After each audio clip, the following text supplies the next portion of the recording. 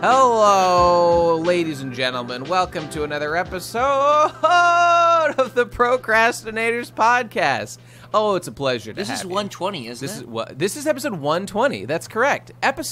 We got all the power stars, everyone. Is that? Oh, right. Yoshi is confirmed for Smash. Oh, can we get Yoshi on the podcast? Yoshi!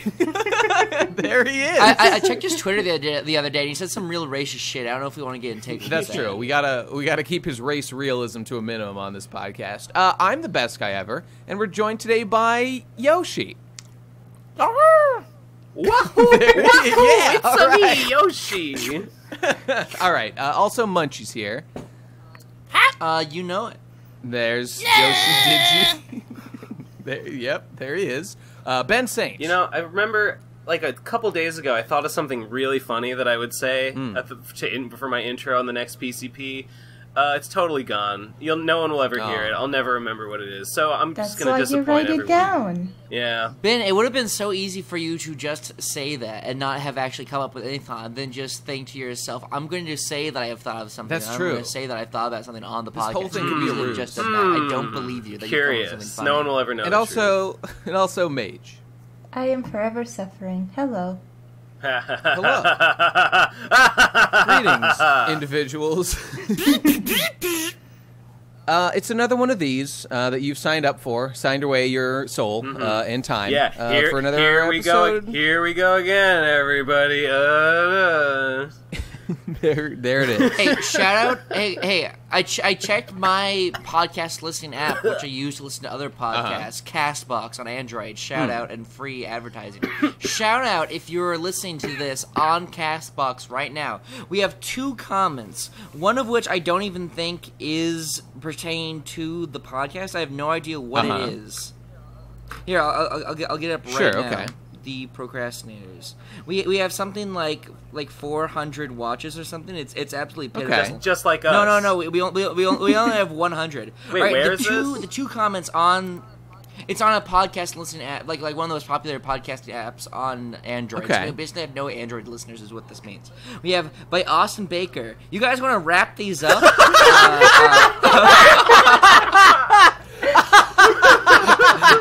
And oh my God! What are the implications of that? Like that the episodes need to be shorter, or that this whole thing we're doing just needs to stop now? That's a wrap, it needs folks. to end. That's a wrap. Oh my God! I love you, Austin. All right. Then by Xavier Jackson. I don't know what the fuck this means. Vague helicopter parent / millennial pussy / let kids fight and get bullied narrative was lame, especially in the light of the common counterexample she presented. What the fuck is this guy on about? You know, lately Maybe I've he gotten... commented on the wrong podcast. Yeah, Lately I get all these comments from people where they take, like, whatever I've said and then just, like, assume that because it sounds kind of like something some philosopher said, that I am basing it off of that or, like, whatever other thing they've heard of. So, like, for instance, in my my video about Isaiah from Do-Da-Da-Da that I posted the other day, I got 2 different comments being like, oh, your Hobbesian, like, social ideas are incorrect. And I was like, I don't even know who Hobbes is. Well, maybe they're not saying you read Hobbes. Maybe they're just comparing your ideas to those of Hobbes. One of the guys, like, literally described me as trying to out Hobbes. And I was like, well, I haven't read... and I was like, what exactly is the problem in this video? And he's like, well, it's clear that you just got all your ideas from Hobbes. And I'm like, I don't know who Hobbes is. Like, I don't know how that's possible. But, like, the thing is... Like, I only know Calvin. I haven't gotten to Hobbes yet. I'm very confused right now. But the weird thing about it is that, like, a lot of the times... The things I'm saying might be like Calvin and Hobbes. They might be close to. God damn it! Yes, they are. Sorry, they're named after Calvin and Hobbes. Like a lot of the times, the things I'm saying they might sound tangentially similar to like what these guys are saying, but like the part that I didn't say that they would have is the most important part. It's like people take the fact that you said something kind of similar, and then they just extrapolate that you also mean the rest. And it's like, no, I don't mean the rest. I mean the part that he said that was correct, and not the part he said that was incorrect. But, you know... So when this guy says, like, helicopter parents, like, I don't think any of us would encourage helicopter parenting. I think that we might have said something that Were was we talking kind about of helicopter parents? I don't Did anyone use that remember. phrase? I don't know. I think What I've even talked about is stuff about It's that. the one Helicopter they parenting. It's hovering when you over ta- your kids and over. No, it's when you turn into Yeah. a helicopter. Right. It's like when Yeah. it's when people. Oh, it's when Yoshi gets No, the it's helicopter power up. It's when people are trying to disparage trans people and they say, I identify as an attack helicopter. That's helicopter parenting. Right. But yeah, like, I'm sure that we probably said something that indicated we were okay with something that could be construed as helicopter parenting, as though like thinking one thing that's fairly overreaching is okay, and then just extrapolating that, oh, we all just think helicopter parenting is okay, and it's like, no, we didn't go that far. We went a little far. I mean, it's you know? ridiculous to just extrapolate because one's philosophy has some connection with like a philosopher that you reach the exact same conclusions. Yeah. I mean, it's the Hitler fallacy. It's so easy. It's so easy to just hear things that people Oh, aren't that's saying. right. It's so That's easy true. to That's just true. hear one sentence that could have started like some like alt-right video and just assume what someone is saying like it just is like some like dog. I feel wanna like say- a lot of, I wanna like, say- the- just the- like I you have a- start off the wrong I have a foot, and relevant now experience. Perceptions for every color. Okay. I have a relevant experience, recent kind of. Some people might have seen it on Twitter that I posted. A while ago, there was this video on YouTube, and they were doing an animation meme, and they were playing my animation meme in the corner. I'm guessing for Right. reference or for Yeah. audio or whatever. And I left a comment. Doing the same meme? Weren't they animating the same meme or something like Yeah, they were yeah. animating something themselves? like right? incompletely or something, right? What? Never mind. Oh, I don't no. know. Okay, you just go on. Okay, Yeah. like what they were doing is fine. Like they were taking my idea for the animation meme and doing their own with the characters they were presenting, and that's fine. That's what animation memes do. The small issue I had was that they were playing my video at the top, and like it's not breaking any laws or rules or whatever, but they didn't credit me or anything, and I Yeah, would have they should preferred if credit they you. had like it's just Agreed. common Yeah. courtesy. And it is common courtesy. yeah, for sure, and I for left sure. a comment saying like, in polite terms, I said like, hey, maybe you should maybe not use other people's videos in the corners, or if you're gonna do that, at least credit them. And then like, I also edited the comment later on because I saw a lot of people saying, oh, you copied, oh, you traced, and I was like, no, that person did not trace, and an animation meme is basically taking the same idea and just doing it with your own characters, kind of. Did this person acquiesce? Did they put you in the description or No. anything? Really? Yeah, it's 8 months later. They still haven't credited me. 8 months later. Wow. Well, Yeah, okay, they're but probably the not issue- gonna That's do just it. bad They form. probably Okay, but don't the give a issue- shit. Yeah, the issue's not there. Like, okay, it's, whatever. Things like that happen. But like, I politely, I even in my comment, I said, this person is not tracing me. They are not copying me. Please, to all the people that are saying that they're not. This animation meme is fine. The only issue I have is that they could have at least credited me. That's all. That's the small issue I had with the video. And then I get. Yeah? Did they play other videos or just yours? No, well, it was just that animation meme, and they used the audio from the video they were playing of my video. So it was just, in that instance, it was just my video, but I have seen on their channel they did it at least once with some other video, I think. I haven't really researched them. But, I guess this person just doesn't really But yeah, care like, okay, about so crediting. the thing is, though, I got a lot of replies to that comment, just like, how dare you bully this person and think that they're Bully? stealing you? Yeah, why do you think they're not stealing from you? You're just bullying them. You're harassing them. It's just like, Well, is it they because weren't- you're With big? one comment. They're the one who took your video. Is it because you have more subs, so That's it's like exactly punching why. down? Yeah. Probably. Probably, but That's the a thing is, factor like, they with didn't people. even read what I said. I specifically said to the people that were harassing the Yeah, person, yeah. is like, this person is not stealing from me. I just wanted them to credit my video since they used it in their video. And the people go on and think that I was There was, It's I mean, I'm such totally with you, nonsense. Mage. There was an incident, I mean, a while back that everybody probably remembers. There was just I made my video about communist glasses not being orange, whatever. And, like, I used a picture of a cosplay girl who she, like, had very orange glasses for her communist cosplay. And I used the picture and said, like, this is bad. Like, you know, you suck. Like, something along those lines. And she commented saying, like, hey, you have stolen my work and have used it.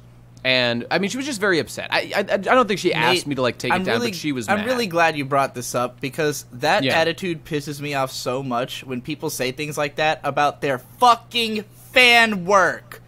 Okay. Because I want to say to that woman, did you ask anyone on the Gurren Lagann production team if you could use their character and intellectual property? Because they can sue you for that. I think that if this picture was like paywalled or something, then I think she's got a point. But if this was something that she like made and tweeted and like posted publicly, if it was paywalled, then it's super illegal, and she shouldn't be able to paywall her like. But people do that. People like cosplayers. Well, what if like a paywall Patreon cosplay or something? You know, I think that's all. I think I love that economy exists, and I would defend the idea that it should be possible, and companies should embrace it because it promotes their characters. Like, that's why they're not going around shutting all this stuff down. But like, all of it is technically.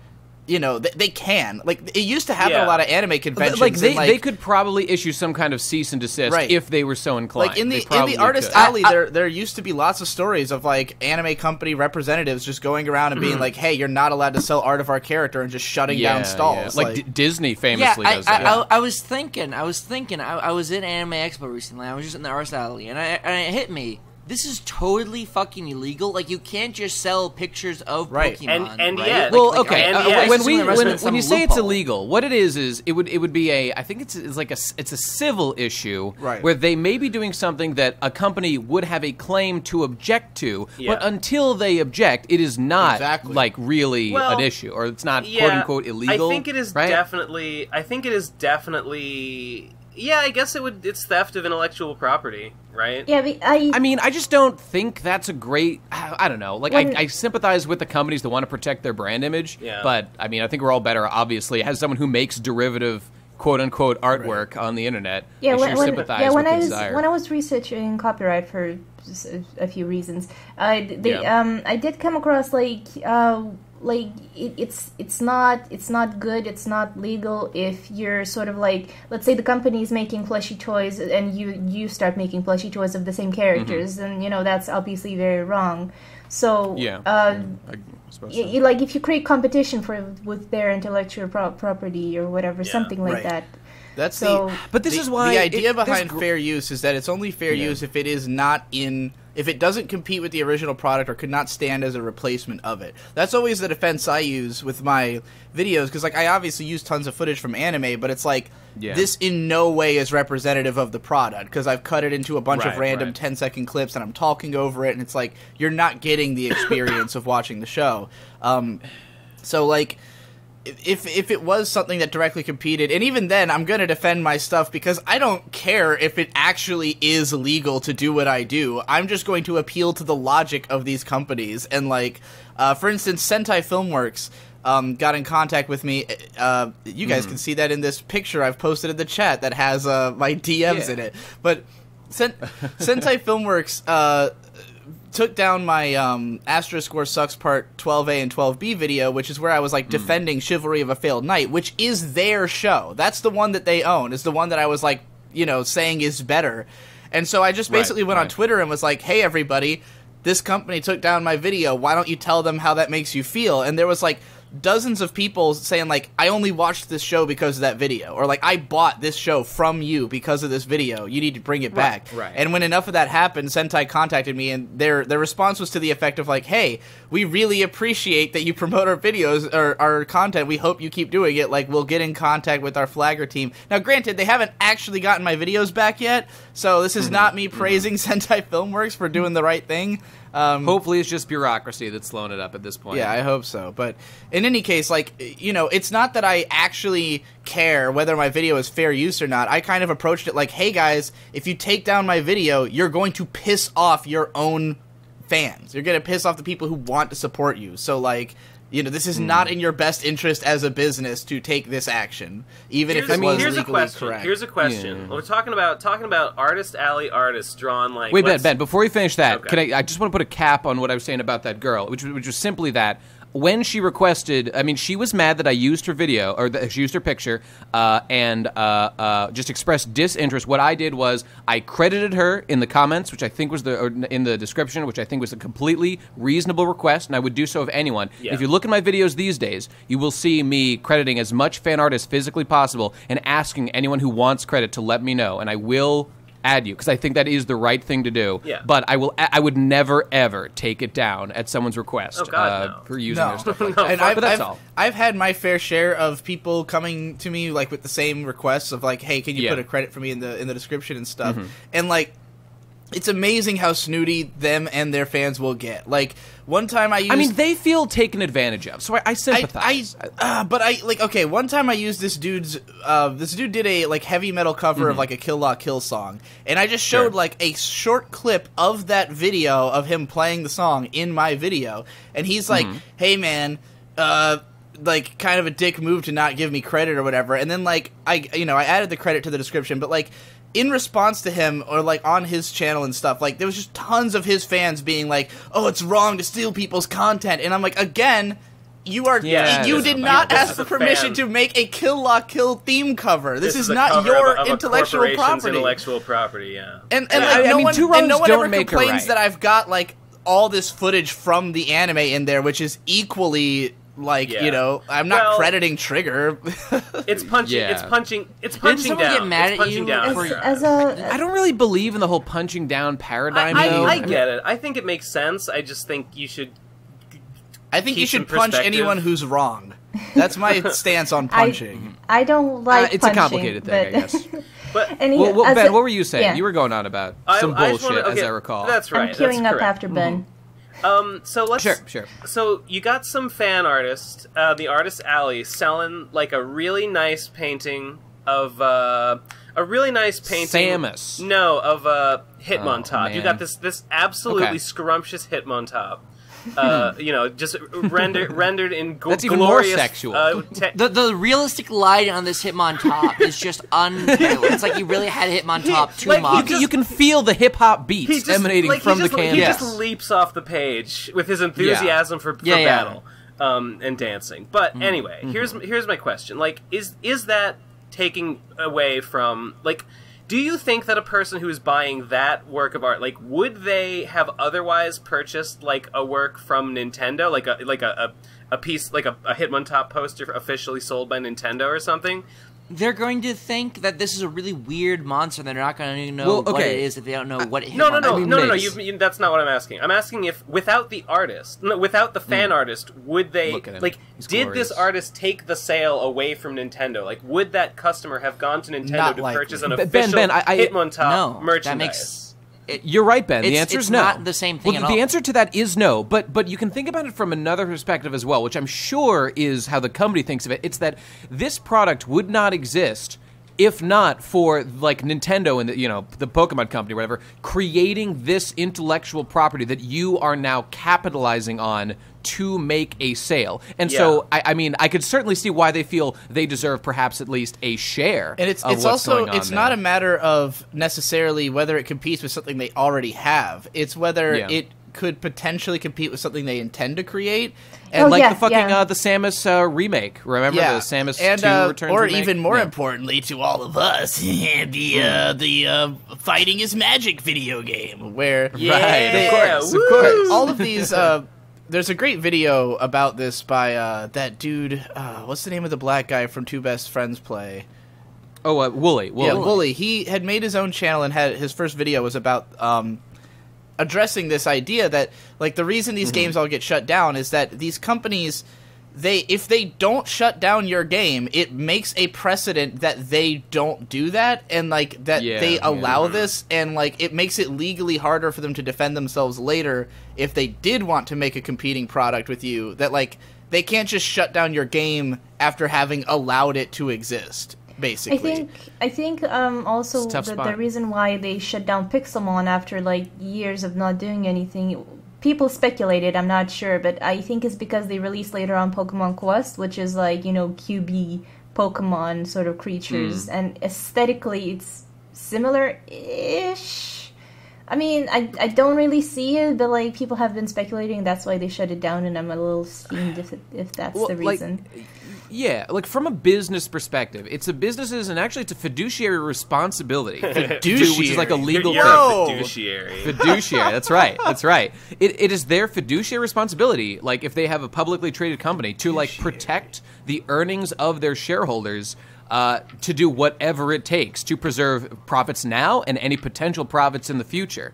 So it's, I mean, I can't be too angry with them. Like, I know, like, the whole down with the corporations, down with the big man, yada yada. But like, I can't be angry if they're just doing stuff to protect their intellectual property. So, like, if they have to do it. I think we all kind of just wish it didn't have to be that way. Yeah. But you know, but yeah, I wanted to say just a little bit as a content creator, as you know, I used to do fan art and stuff like that, as one of those people whose art gets used on the internet. I would just like to say, like, the things like reposting my art, I don't approve of it. Like, if you, let's say, I really hate Pinterest because of it. I despise Pinterest. Yeah. It's just I hate when my art gets taken to a different site and then posted without my permission.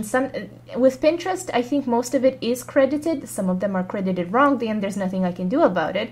But yeah, it's like I hate my art being taken to a different site and then like it just losing track of it, so to speak.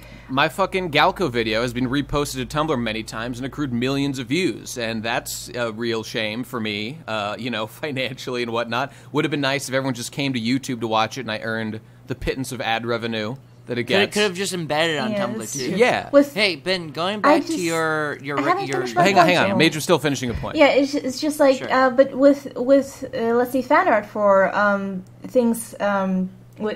Hold on, now I lost my point. Okay, like my art, yeah, okay. When I do fan art for characters, like for instance, Muffet, my very first Undertale fan art, it's quite popular, and it was, I think, used in design, but the proceeds from that design were for a charity or whatever. Yes, zine. It's pronounced Sorry, zine. in my head, I called it zine, and it's a habit. You're not the only. I wouldn't mind so much, but you're not the only. Zine. Shut the fuck up! It's not zine. It doesn't make any sense. Wait, magazine. Did you make the zine, Mage, or what's the? I don't know. What was about a zine? There was well, it got featured in the zine, I think, but I didn't get any money from it because it was for a charity, and so that's just to sort of emphasize how popular it got. Like, they contacted me and they asked if they could use it, because I didn't go to them, they came to me. That's kind of flattering. Anywho, but it's a quite popular, and several people have go on and actually messaged me and asked me, like, hey, could I use this, like, as a picture for my, like, musical cover on YouTube and stuff like that. And I'm like, fine, I'm more than happy to let people do that with fan art of characters if, you know, they ask, and they, like, it's not a repost, but they do their own thing with my art, so it's kind of like, what's the word, transformative in a way, or it's like, it's not, sure, somewhat. You know, they're not just... It's using it for a purpose. It's not just taking. Well, the what art if my and just purpose is posting just it to make money by reselling Mage's art, like, on a poster? Well, then, like, that's my purpose. Well, then no. In life. Oh, then no. Yeah. No. I'm here to commodify Mage, and no, there's as he does with all women. No, there's that's right. There's a difference. Don't objectify, commodify. Yeah, it's the way he sounds nice. but yeah, like, so I'm pretty. What a progressive that Ben. Guys. But yeah, like, I'm perfectly fine with people, like, asking for you know, if they ask for permission and they credit me and they use it and that sort of thing, that's fine. I've seen several people re-uploading the video, like the sort of animatic thing of the dubbed like Papyrus, Sans, and Metaton, like they go on a date or whatever. That video, it was my most popular one for a while. Yeah. And people have re-uploaded it. However, they did credit me and they dubbed over with their own voice. So I don't. And okay, there's something there. Yes, there's something okay there, kind of. Yeah, so like, I don't mind it too much. I'm not too happy about it. I would have preferred if they had asked. I guess I would have probably said, yeah, you sure, okay. I think one of them did, and I did give them a get-go. So yeah, those sort of things, fine. When it's fan art as well, like, I can understand why you want to use it in that way, so long as you give credit to me and you know, doing something transformative, not just reposting it. I'm usually fine with it. You know what?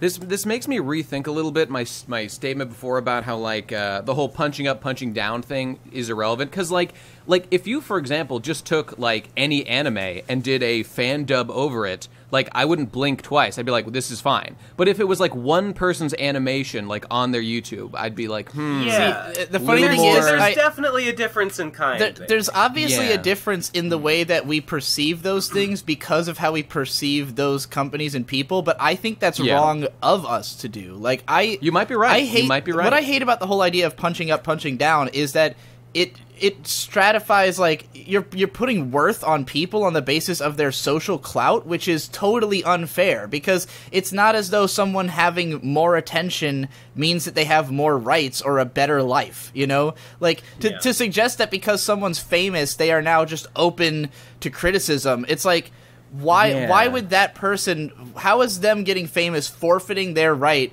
to be treated the exact same way that you would be treated, especially when fame is not a linear, like, thing that makes you just have happier or like better. And I don't understand what the I don't understand what the metric is that we are now allowed to make this person someone we shit on, you know? I think I know why people feel that way, and it's because of the perceived power that, like, famous people have specifically, where like they have and this is a real thing of influence, of being able to shape the world to a degree. Before you say you want to wrap up your point?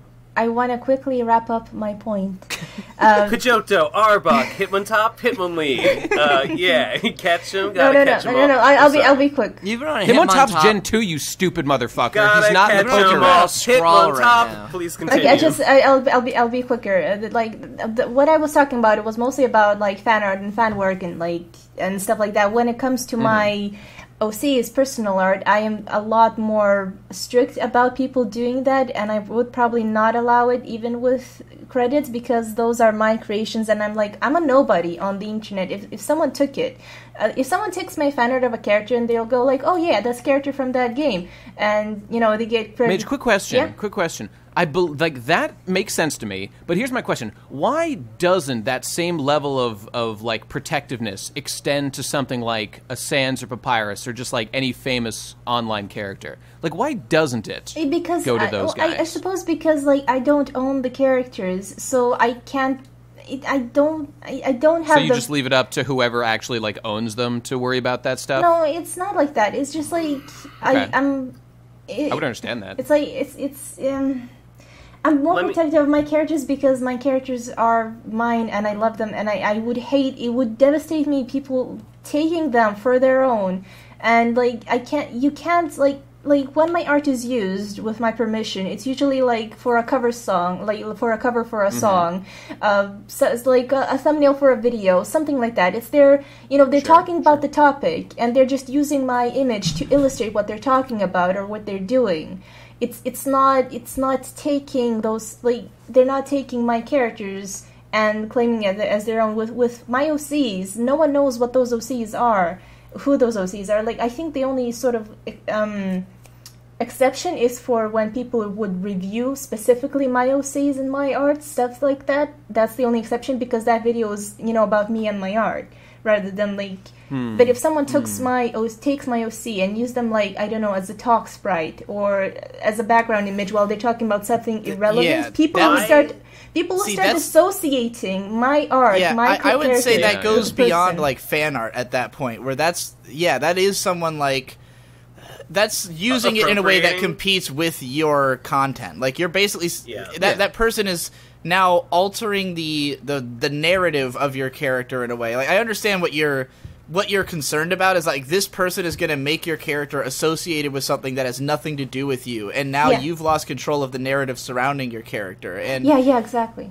Yeah, and I think that even even famous characters, like I would say even Sans has been almost completely co-opted Yeah, by the much more popular variant of Venom Sans. I was gonna say that like that's definitely something that's happened with like the Undertale characters, where there was for a while like everyone ascribing like specific like gender denominations and stuff to them that Crying Sans, right, perfect example of like people have created this alternate version that has nothing to do with what Toby Fox presented, and like whether or not he's okay with that, like he could have made a public statement or whatever, but like the fact is that this character has gotten away from him culturally, and I don't even know if I think that's unfair. I appreciate why for someone like Mage, who again sees herself as an internet nobody, it's like if you haven't even had the chance to tell the story you wanted to tell with these characters and other people are already telling an alternative story, then it's like your story just never got told.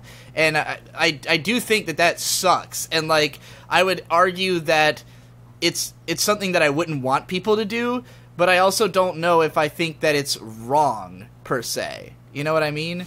Like, because I feel like if we're going to extend that to people who are internet nobodies, I feel like that same respect should be paid to someone like Toby Fox. You know, feelings-wise, in terms of like my emotional reaction, there's definitely like a spectrum there. Where on the drawing a picture of Sans in like a cool different outfit or something from like that's one end of the spectrum, and then on the other end is like taking Mage's character and using it as a talk sprite for like a completely other personality in some other work and not crediting them. Like, but, like there's a continuum between there, and definitely at some point it starts to feel wrong. But I don't know exactly what at what point does it go from a fan work to like a transgression. If Undertale had just sold shittily and nobody liked it, I feel like all our feelings would change on this matter. And it also depends on how the person themselves feels, though, because like.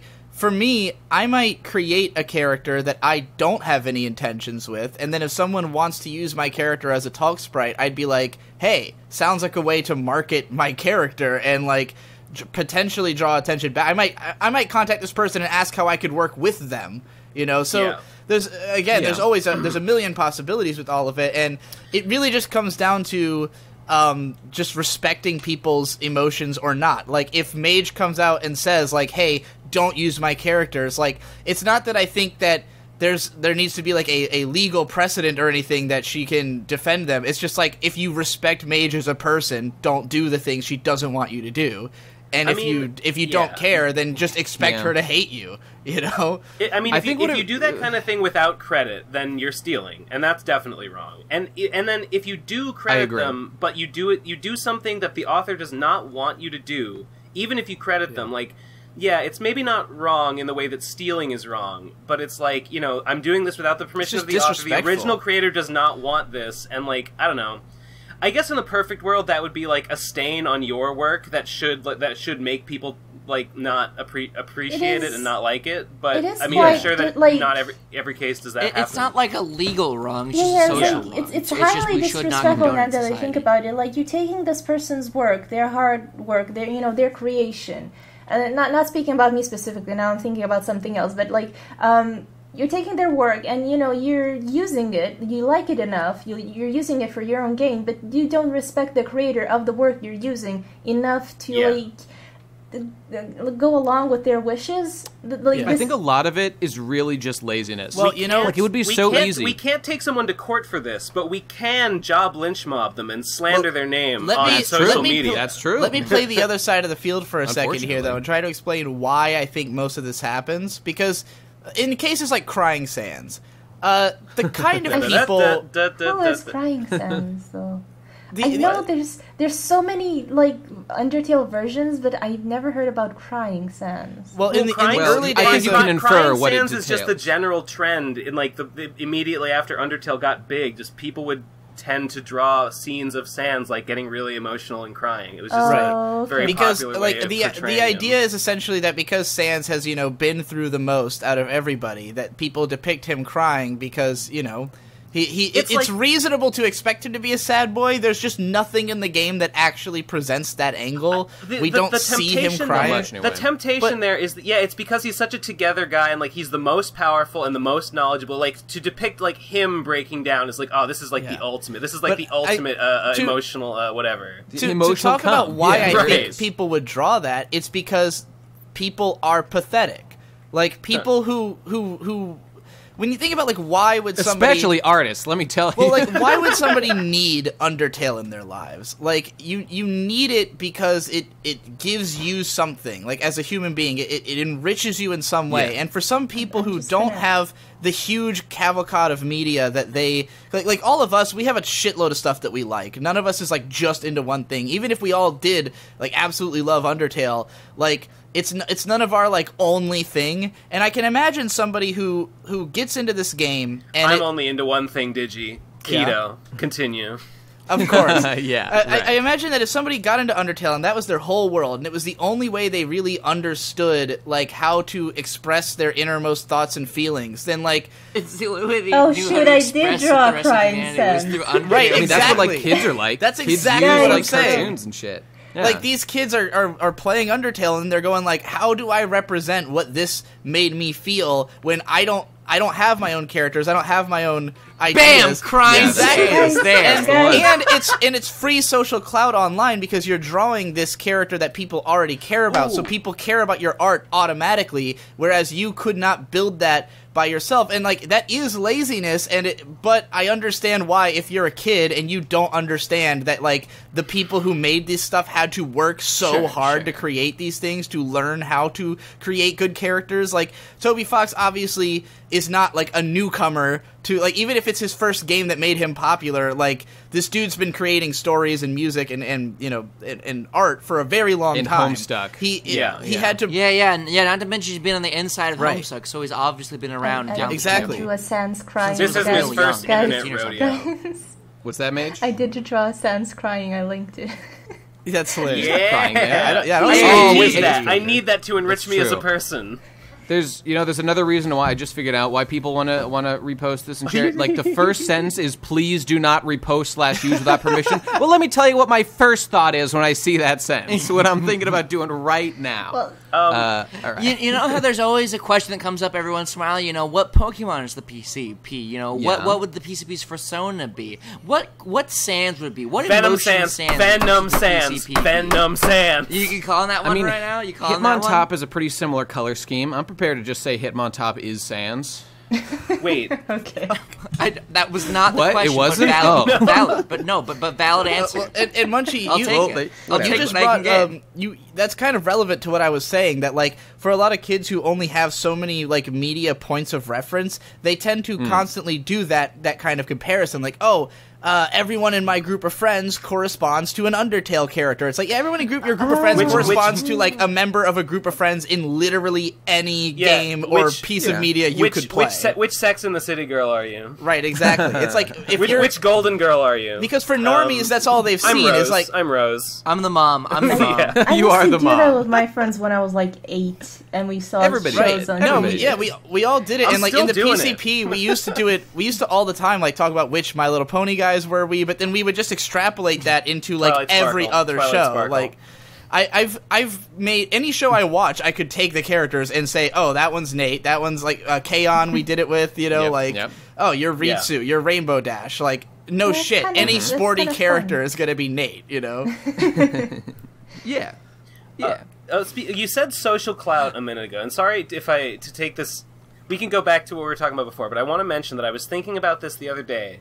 It makes me very upset. It makes me despair to think about why people like things, because sometimes it feels to me in life that people, especially on the internet and just, like, in public, as, like, people like things as, like, a public performative display of, like, allegiance. Like, people like things and are vocal about liking things in a way to ally themselves with, you know, with this thing. Like, with certain YouTubers, right? Like, maybe they want, maybe someone wants to be, like, maybe people want to be like Armored Skeptic or what's that other guy?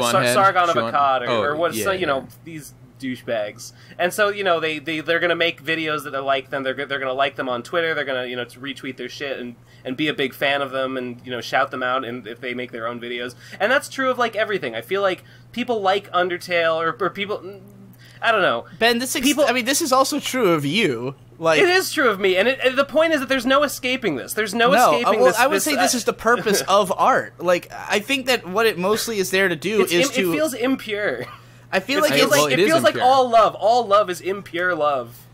Accurate. I think it's all of this art and all of the way we respond to it is it's us like reaching into ourselves and like trying to figure out who we are, and then we see something that makes us say, "Oh, that's what I am. Now I get it. Now I understand why I think this way." And then you just keep collecting those, you know.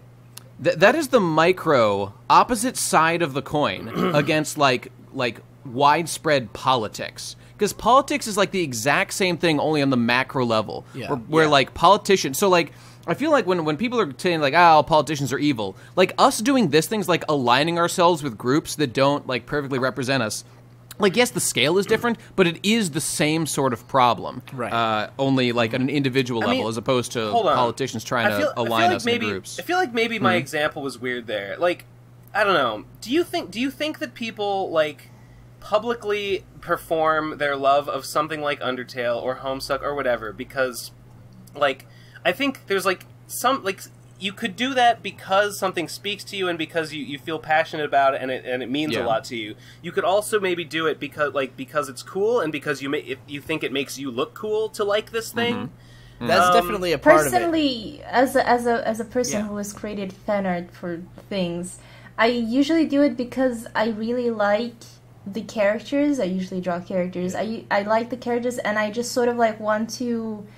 What do you mean by like, though? Define like. But incidentally, I think we can all refer to ourselves as people who have made fan art of things. Since it's kind of like all of our... Yeah, but I mean like drawn fan art, I guess. When I made that image, I drew... Which is more important than videos. I think we also have all drawn fan art of things when I finished Lisa for the first time, I spent a couple days. I worked on this piece of Lisa fan art that was really... I was pretty proud of it. That Lisa. Yeah. And on the one hand, like, I did it because, like, I love the game, and I love the story, and I love the character, and I love the ending, and I just wanted to depict the ending in, like, a cool way. I was like, I think I've said this before, but, like, when I do fan art of something, it's like, I love this thing so much, I want to participate in its glory a little bit. Yeah. You know? Yeah. I want to be a part. I want to be a little part of this thing that I think is great.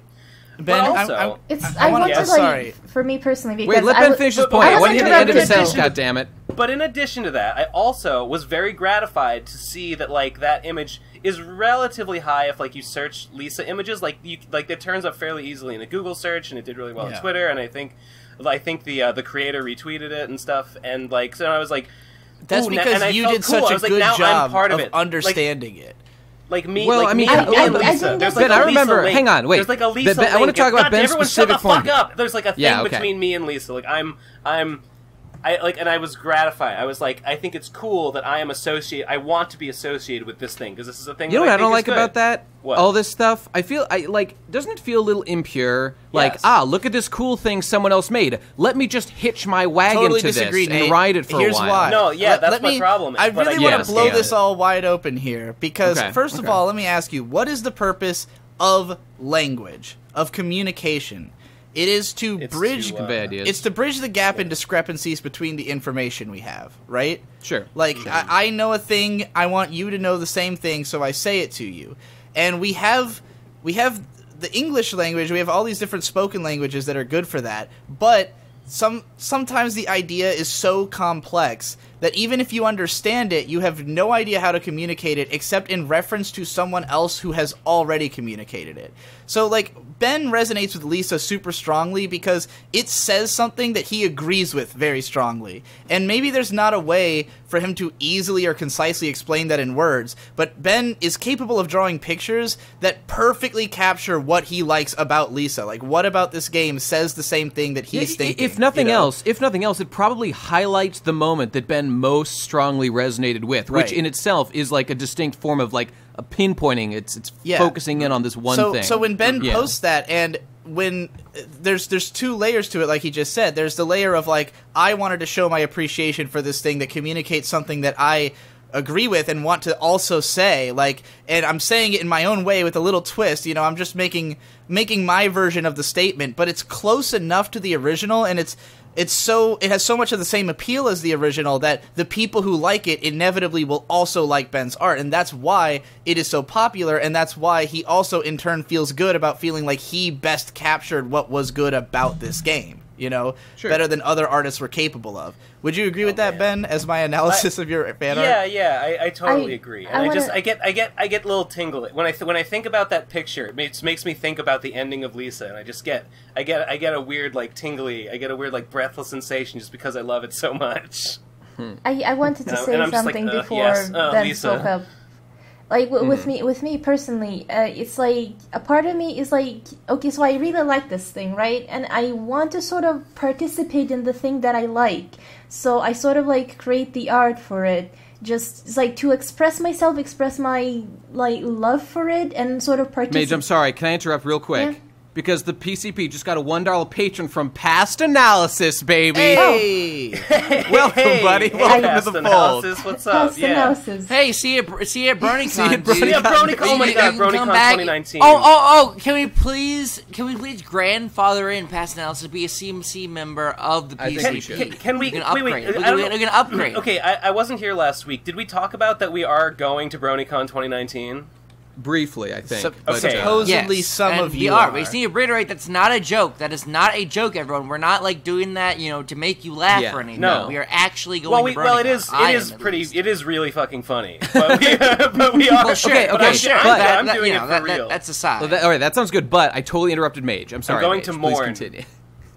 And now I forgot. Oh, I'm so sorry. It's it was like, just really fucking funny. No, it's okay. But yeah, if Pest is reading it, hi Pest, I haven't heard your name in years. Probably literally I years. haven't heard that name in years. Exactly. Why can't we get patron from Dr. Wolf? Soon. Why are we so below Dr. Wolf? Oh no! Well, Past Analysis is actually cool, and I want a patron from him. If Dr. Wolf patroned us, I'd be like, "What's happening? Is this subterfuge? Like, I've been talking shit about this guy for years. He hasn't even done anything new to me." I mean, he probably doesn't even know. I mean, you know. I don't He's know. in a I different feel, world. I don't no, think the it's PCP's possible to making talk shit about waves. somebody online and them not get sent it. Like, maybe. Like, I get every time someone even so much as mentions me on the internet, someone sends it to me, and I don't know why, because I don't necessarily want all of it. I do when it's people who are like other YouTubers. In the same field. And who I don't expect, like, who I don't see it coming from. Like, sometimes it'll be people who I've been, like, for a recent example, there's a YouTuber called Ocelot, Oscillot, who, like, I collaborated with back in 2015, and, like, I thought his videos were super cool. He was one of the few, like, anime analysis channels I was kind of excited about. But he kind of disappeared to go become an editor for another guy who I don't care about. And, like, recently, like, he was just talking shit about me, like, really aggressively on Twitter, and, like, not tagging me or anything. Was that person Matt Pat, and did he commit suicide? Oh, jeez. Well, first of all, Matt Pat didn't commit suicide. First of all, it's not even the same. It's not the same guy. Well, I'm just because you said this guy became an editor, so I thought, he's probably the editor that killed himself from, right. you know. You just had to you meant to say the facts are not. You just had to bring it up. Where it was confusing is you said, was this guy Matt Pat, and I thought you were talking about the person I was describing. No, I meant the guy that he went to go edit for. Yeah, I feel you. I get it now, and it is funny in retrospect. By the way, I am mildly curious who he's working for. It was Mr. AJ Cosplay, now known as the Cartoon Cypher, the guy who edits for him. No idea who that is. Never. Yeah, okay. He's a guy who does like a lot of videos about dub acting and shit. I don't care about it, but so this Ocelot guy was like talking shit about me, and Zen Huxtable like just quote tweeted him and was like, yeah, you should probably tag at Digibra if you're gonna talk shit about him. And I was just like, sure, thank you, Zen, for telling me that like this guy who I've been telling people is like one of the cool anime analysis channels for years is now just shitting on me for no apparent reason all over Twitter. So I do like when people send me stuff like that because I want to know, like, before I go talking people up who are apparently hate me for no reason. What was he saying about He was talking about some weird dream he had where he had to have like an analysis debate with me, but like the way he was describing it was like, yeah, I had to listen to his insufferable fucking prick voice argue with me or whatever. Just like I was like, jeez, what did I do to this guy? I fucking paid him for a collab one time. I paid him money last time we interacted. What a dick. I love people that give me money. Like Sai, who paid me to design a T-shirt. So I promoted his Kickstarter because I want to encourage people giving me money. And I for what it's worth, the last time I talk shit about Sai all the time, and he talks shit about me, and we both give each other money and support. So there you go. Oh God. Okay, but what a great relationship. Can we please giving each other money? Can we please back up a moment and discuss what's really important? Because Ben, about your example in the art style about a Hitmontop painting. Yeah. I fucking pray. I want there to be a beautiful Hitmontop painting because look at this. Be the change shit. you want to see in the Because world. Hitmontop is one of the Pokemon that is banished from ever having any merchandise whatsoever. This is the official Pokemon store, and Hitmontop 0 matches. There are not a single piece of plush, figures and pins, trading cards, clothing, home office, video games, or all other categories. Beautifully rendered oil paintings of Hitmontop in art galleries. I literally own a Hitmontop plush. Like I can't see it from here because it's blocked. Is it fan made? Why aren't they selling it then? Why are they afraid to bring it back out? They must have made it. Like sold it at some underground auction. What are they hiding? Yeah, why are you silencing it? Why are you Alex Jones and now Hitmontop? When does it end? All you guys are telling me right now is that I could sell this Hitmontop on eeBay for a lot of money. That's what I'm getting at. Yeah, the market is surging with demand for Hitmontop right now. I need that Hitmontop! Bad! Bad, Digi! I need it bad! Oh God. Like, everybody... I need it! I have a question, If you're listening, invest in Hitmontop now. The price is about to skyrocket. That's true. On the Hitmontop plushie, does he have a tail? I don't have it on me, but I mean, it's an official plushie. I got it in like back when Gen 2 came out. Like, but that's the question, because like you see Munchie has been spamming us with Hitmontop images, and like at the very first one it looks like he has like either a third foot or a tail, but then the following ones... penis Mage. That is his penis. No, yes. he's got a little bulbous. Yeah, he's got a little ball on the end of the... He's got two of them, you know what I'm saying? The one that is a screen cap from the show, you can see his tail if you look very carefully at his... you can see a little bit. He's definitely supposed to have a tail, although it seems like it varies in length. Like sometimes it's just a tiny little nub, and sometimes it's long. Maybe that's a gender difference. I'm curious. Maybe it extends because look at the very first image. He has very long legs, but then the following images he has a very stumpy legs. Maybe he retracts it to help with his spinning. Yeah, stability. yeah, that makes sense. Yeah, okay. It is weird. Wait. This is so in like the 3D models, his tail is like incredibly short, but then in like the old sprites, it's relatively long. Like you can see like a connecting like strand or whatever between his.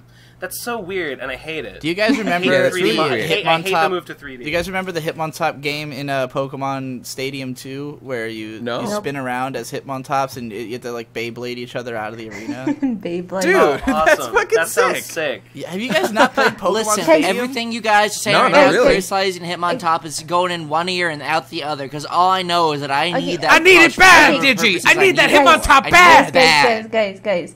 Okay, so like, one episode before our last one, I mentioned about a topic I wanted to talk about, and we were going to talk about that topic today, but like we started talking about other things, and we're already an hour in, so I really want to talk about the topic right now. We're only 50 minutes in. Yeah. I'm down. There is no topic, first of all. Second of all, I want to talk about a very disappointing interaction that I had on Twitter, because I saw... Were you asking the guy for a Hitmontop? Is this connected to what we were just discussing, or are you just like listening to the fact that Mage wants to do a topic and then being like, "No, I want to"? No, it's not connected to Hitmontop. It's connected to what we were talking about before Hitmontop. Oh, okay, all right. Let's wrap it up. All right, so, what do you got? All right, so I saw none other than Christine Weston Chandler was tweeting about how much she loved.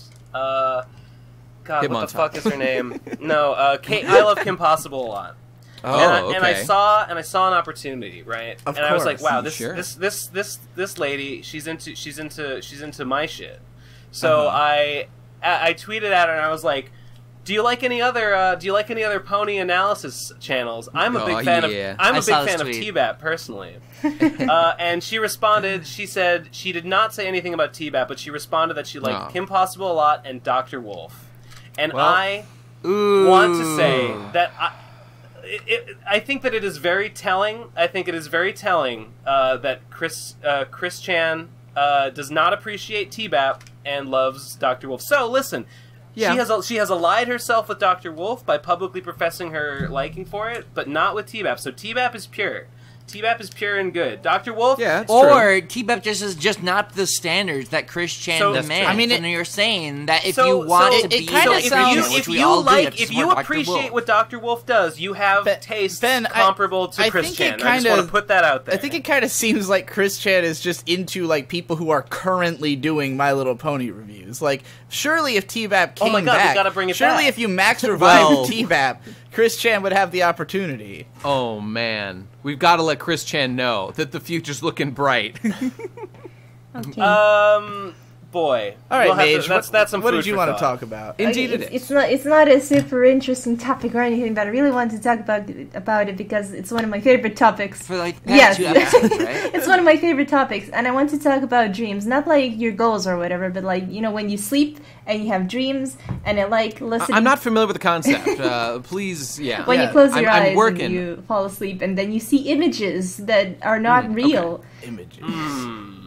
What a concept. I mean, those are what dreams are. I don't need to launch into it, but I did have an amazing dream last night. But we can talk about that later. Yeah. I had a dream that I was eating a hamburger, and I realized it had a bun on it, and it was made of bread, and it had carbs in it, and... Oh, no. Let me tell you. I'm ashamed. Is this just what this is going to be? Is just dreams am are cool? And well, let me let's tell you find about out my if it's cool or not. Why don't you shut the hell up? Yes. I'm ashamed to admit that in the dream... I said, well, I already ate half of it, I might as well, and I finished the burger. Yes. That's the kind of man I am. I'm weak. That's... I know the feeling very much. Like, didn't we already do a PCP on dreams before? Yeah, that's the thing. I wasn't sure if did we we? did. Like, I asked Nate, and he said no, and I was like, Oh, if only there was a way to check, Mage. If only there was an incredibly simple way Oh, to no. look at the topics that we've Oh, no, covered but, up to like, this yeah, point. see, Damn it. But what are we... that requires... There was sleep and requires dreams, I me. believe. If Well, I'm I'm not there. sure. Whatever. I'm not sure if I was on that one. I probably was, but regardless, like the thing is, talk the about it again. beauty. Who cares? Yeah, the Yeah. beauty about dreams is that you get them almost every night. And for me specifically, I get several a night. So you know, Right. it's a topic that'll Right. never die until I do. So. Will you want to share one with us? Yes, I actually, funny enough, like because it got pushed back, the topic, I managed to get like this really cool dream, like a few days ago that I wouldn't have been able to share like last episode. So lucky me. So it was just Glory. like. So if things don't make sense, don't nitpick it because I mean it's a dream. So, but like Sure, it was just really cool, and I really hope I do it justice. Okay, so like a little bit of memory did fade from me, so I don't remember where it starts. My dreams have a tendency to shift from one dream to That's another. what dreams tend to be like. Yeah, yeah. So like, but like this specific scenario starts with like me being like a military soldier, and like I wasn't Mage. I was like this guy, soldier guy, and we were like in this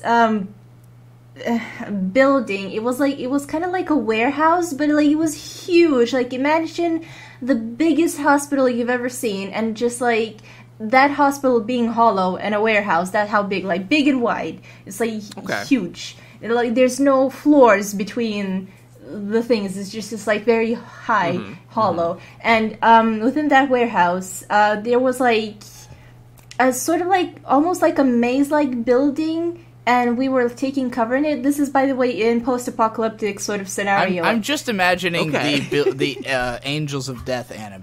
Like, I have not seen it.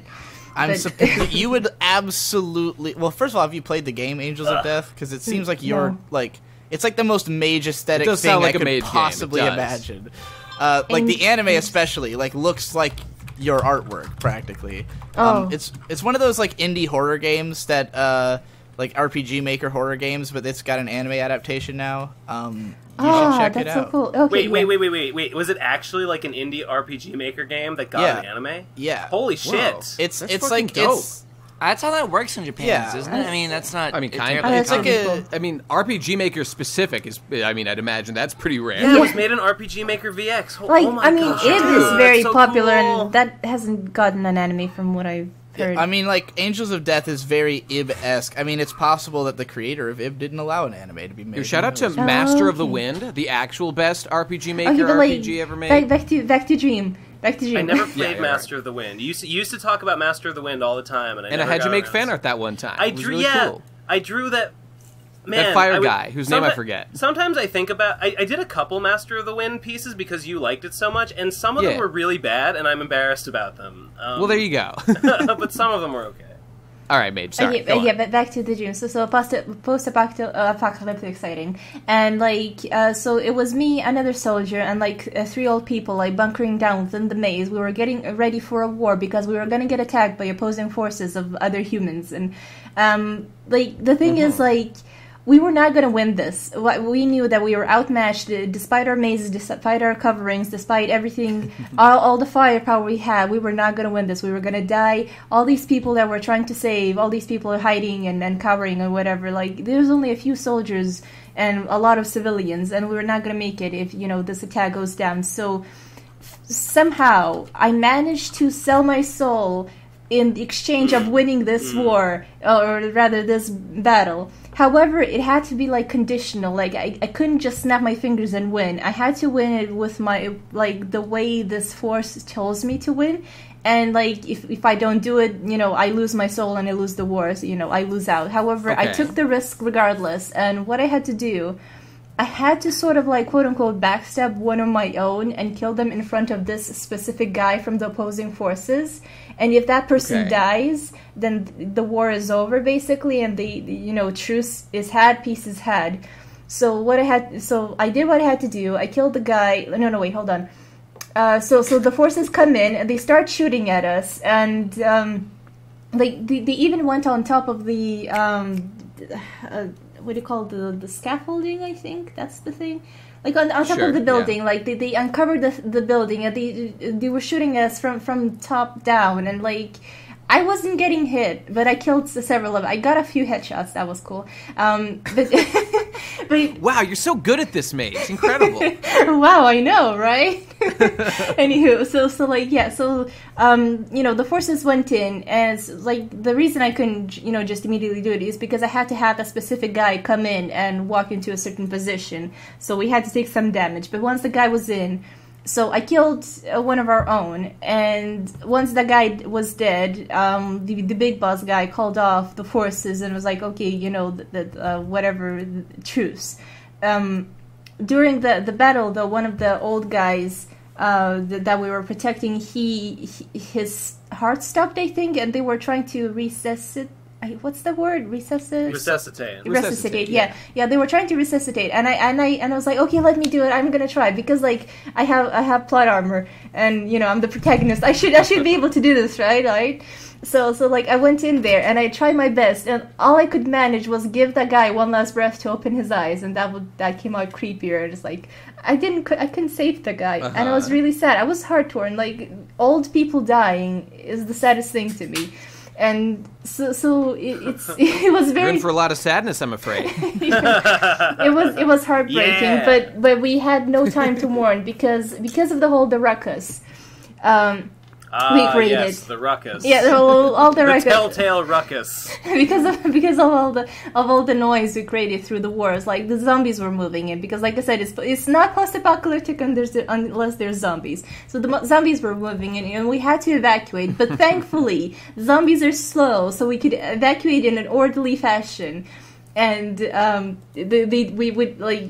It was very easy to do. They were not a threat. Zombies are never a threat in my dreams. Even though in all my post-apocalyptic How often are dreams, zombies in your dreams? very often, actually.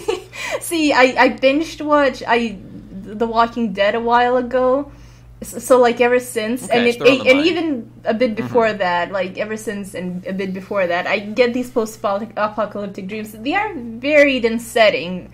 Not all of them have zombies. Some of them do, but zombies are rarely a threat. They're just sort of in the background. Anywho, so like, yeah, we were moving out, and then me, this other soldier guy, and this doctor lady, we had to sort of like separate from the group because, you know, I kind of killed one of our own. And even though I did it to win the war, people wouldn't necessarily know that, so I kind of, you know, had to hightail it out of there. So we started to move, and there was this other lady that started following us, and she was from the opposing forces, and I know that she was able to manipulate water, like some sort of waterbender or whatever, and she was very dangerous, and the fact that she was tailing us, even though she was trying to play it cool, like she wasn't tailing us, so she's just traveling in the same direction, was kind of like sketchy. And then, like, so we ducked into this, like, shady hotel sort of thing where we met with another soldier that wasn't there. Like, he was on our side, but he wasn't there for the battle. And apparently, the person I killed, it was his best friend. And when he learned the best friend had died... Oh, talk about awkward. He didn't necessarily know that I killed him, but he learned that he had to die, like, and he decided, and because of a traitor, he decided to go find the traitor, and, like, he also had some sort of powers as well, and he had the power to undo what I had done, but if he did undo it, it would undo my wish, and my soul would just go to waste, you know, because the war would start all over again, and I wouldn't be able to, you know, do it again, so I had to go after the guy to stop him from doing whatever he was gonna do. And I remember, like, the last part of my dream was like, he was in this pod and he was about to activate the pod to do something, like teleport or whatever, and like I slammed open the door, I reached into the hand, like into the pod, I with the hand out, is like, you know, like, come with me, I'll show you the truth or something like that, and then the dream ended. All right. I checked. We have not done a PCP on dreams, but we have done a PCP on sleep, in which we explicitly say how much we dislike. I also did that same research. Well, I always like talking about dreams, and Mage, have you heard this phrase? Have you heard the expression that dreams are incredibly interesting only to the person telling the story? No, because I want to hear about other people's dreams, and I always find it fascinating. Well, sure. Well, one time, I think I probably told the story on the sleep episode. Hold on, wait, before you continue, Ben. Yeah. Mage, what do you think your dream meant? Because, like, if I could get... the story doesn't mean anything to me, but, like, if it possibly... Like all of my dreams have very clear meanings. Like, they're all shit. They're all nightmares. They all suck, and I hate them. Aww. But, like, it's pretty easy for me to extrapolate what they're about, because almost all of them that was just real life. My mistake. I confused the two sometimes. Yeah. It's just, like, all of my dreams are just about me being, like, lost in a big place, chased by people, and or trying to protect someone. So, like, they're all, like, direct responses to things that are going on in my life or my general mind state. It's usually obvious, and they're all basically the same. Like, they follow the same, like, few templates. So, like, it sounds like you have a lot of dreams where there's zombies and shit, like, but they're not a threat. So, like, I don't know. Do you think that this has anything to say about you personally? I think...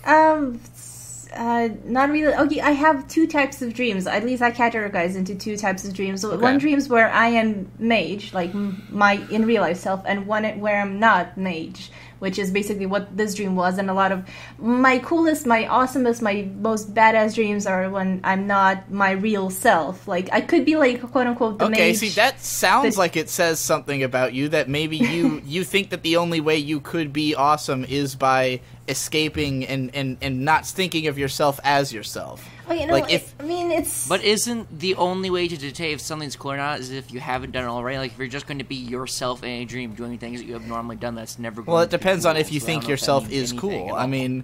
No, I loathe myself. That's no secret. Yeah! Woo! Well, so that's, I mean, yeah, exactly. So, like, it. if you don't like yourself, then anytime you would see yourself doing something awesome in a dream, you would just not interpret it as being you. No, it's more like...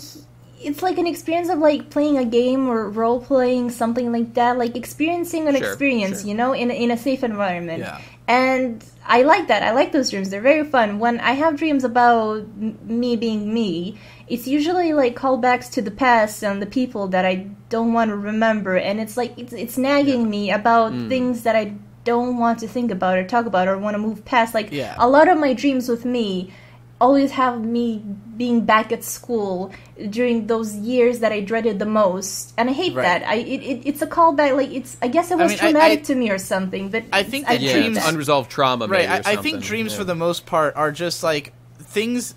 They're attempting. It's your brain like attempting to understand the things that it doesn't understand, but like it doesn't. It's not in a, like it's showing you these images, but not in a way that will help you at all. It's like it's trying to help itself. It's trying to like put things in their place. And like in my dreams, I always see random faces and locations that I have been to, or like people I have known, but they're not accurate. Like the relationships are and the scenarios are not accurate to what those people really were. But it's like there's a reason that these people are here and that this scenario is here. It's just that reason is jumbled. It doesn't have a clear, coherent meaning, but like through looking at the broad scope of all the dreams put together, I can figure out broadly what they're about. You know, like the fact that most of my dreams end with me literally being on the run from like a massive group of people is like, obviously I am afraid of society coming after me. Like that is something that I've always been dealing with. Are you a lucid dreamer, Digi? No, if I figure out that it's a dream, most of my dreams end with me dying. Like most of them end when, or about to die, or like surrounded or trapped. Like my dreams usually end when it reaches the point where I am fully. It's out of your control. Exactly. It's when I reach the point of having the least control, and like I usually am straight up immobilized or like about to die, and that's when I wake up. All my dreams are nightmares about either it's all about I can't accomplish something. So it's either I am lost and I can't That's find what a my lot way, of mine are. or other people do not want to assist me. Mine are often about being lost, but do specifically being left behind. It's that I'm trying to catch up to the other same. people who I was with before. I have a lot of those dreams as well. That's sad. I don't think I dream that much. I don't have that many, or I don't remember most of mine. Did you? Like I remember that hamburger dream. That I hadn't had one in a while. Actually, it's a very exciting dream though. It's a very straightforward dream too. Yeah. I mean, I think I feel like what I know what that one's about. I was just dreaming about eating, and then I noticed that I was eating bread, and I was like, shit. Oh well. And that's the story. I had another one like not that long ago, and it's so out. Like your dreams are all just keto nightmares. That's all you're having is keto nightmares. It's Ben's one thing now. That's like it's the only one thing. That's it. That's the only one I can remember in like recent. Well, wasn't the other one also about you like eating a burger or something, or like eating something? That's the same one. Oh, okay. That's the same one that I was just talking about. Digi, I have a question about your dreams. We've all expressed our displeasure with shut up. about dreams. No, shut up. I want to talk about this. I love this. You guys can leave. I want to talk about dreams. All right. Digi, I have a question. Like, have you attempted to try it, or has there ever been a scenario whenever Suicide. No. Whenever you were chased, have you ever like turned around and asked them why they're chasing you? No. Because I know why they're chasing me. There's a movie. He knows what he did. I know exactly what I did. What's the movie? Did YMS review a movie where that happens? Where like the kid... Wait, no. That's what happens it's in Stranger Things. Stranger Things, season 2. The kid, the Bob tells the kid, like, next time you have a dream about the thing, turn around and, like, tell it you're not afraid of it. And then he does that, and it fucking murders him, and he gets fucked up, and everything's ruined. Well, the reason I asked is because I had a similar dream. Spoilers, bitches! I had a similar dream when I was younger, and like some like scary force was chasing me, and I had no idea why. Like I think it was like a witch, but not like a humanoid witch. It was like terrifying, and like it had me cornered, and I have no clue why it was chasing me. So I turned around, and it was like, "Why the fuck are you chasing me?" And it got stumped. And I woke up. You stumped it? Yeah, I stumped it. Like it just it stopped chasing me. It didn't attack me. It was like, what the fuck are you chasing me? What's your problem? And then I woke up. So That's how you deal with a bully, Mage, for sure. like, I don't have necessarily nightmares. Nothing really. Like, so whenever scary things happen, it's a lot. Like, I usually interpret it as like, holy cow, that's like some cool shit happening. Or like, I lucid dream, and then I just sort of like bonk it on the head, and goes away. My nightmares are usually when I'm completely alone in a completely empty town.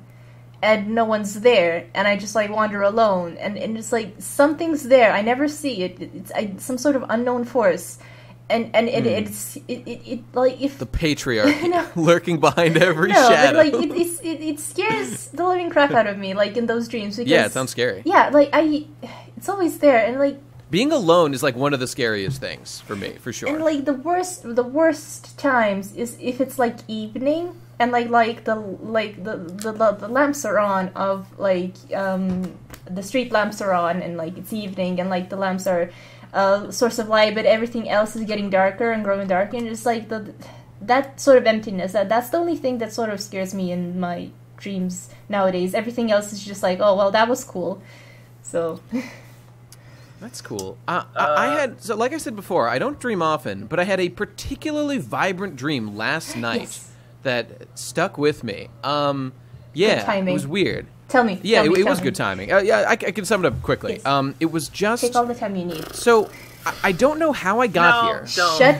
Well, I don't know what the situation was, but like something was going on with like Michelle, where like she was like doing a fashion show or something, and she had like weird dreads, like Kerrigan from StarCraft 1. And she was wearing this like purple dress, and I was in the crowd watching this on stage. It's like she was going out with like a bunch of other people doing stuff, and I don't know. It was like maybe it was like some celebration of her. She had done something like maybe it was her quinceañera or like something. I don't know. You mean her quinceañera? Yeah, that's the one. I don't know what it was, but it was something going on celebrating her, and I was like watching from the crowd and feeling slightly uncomfortable about Nate, the whole I affair. think this. I mean. The only reason it sounds like that, if you're someone who doesn't generally have dreams, and then you suddenly have one, and it's all about Michelle, it's obviously because you now have a new element in your life that you have to now reconcile in your brain. Well, newer, like, for instance, for me... I mean, I don't want to get personal, but we've been talking about just some real shit recently, so my thoughts are that it's probably relevant to that. And, like, I had a long period of, like, not really having any dreams when me and May first started dating, like... It kind of had quelled my nightmares for a while, but then after things that happened last month, I have like nonstop had nightmares about people trying to take her away from me and me having to save her, like all the time.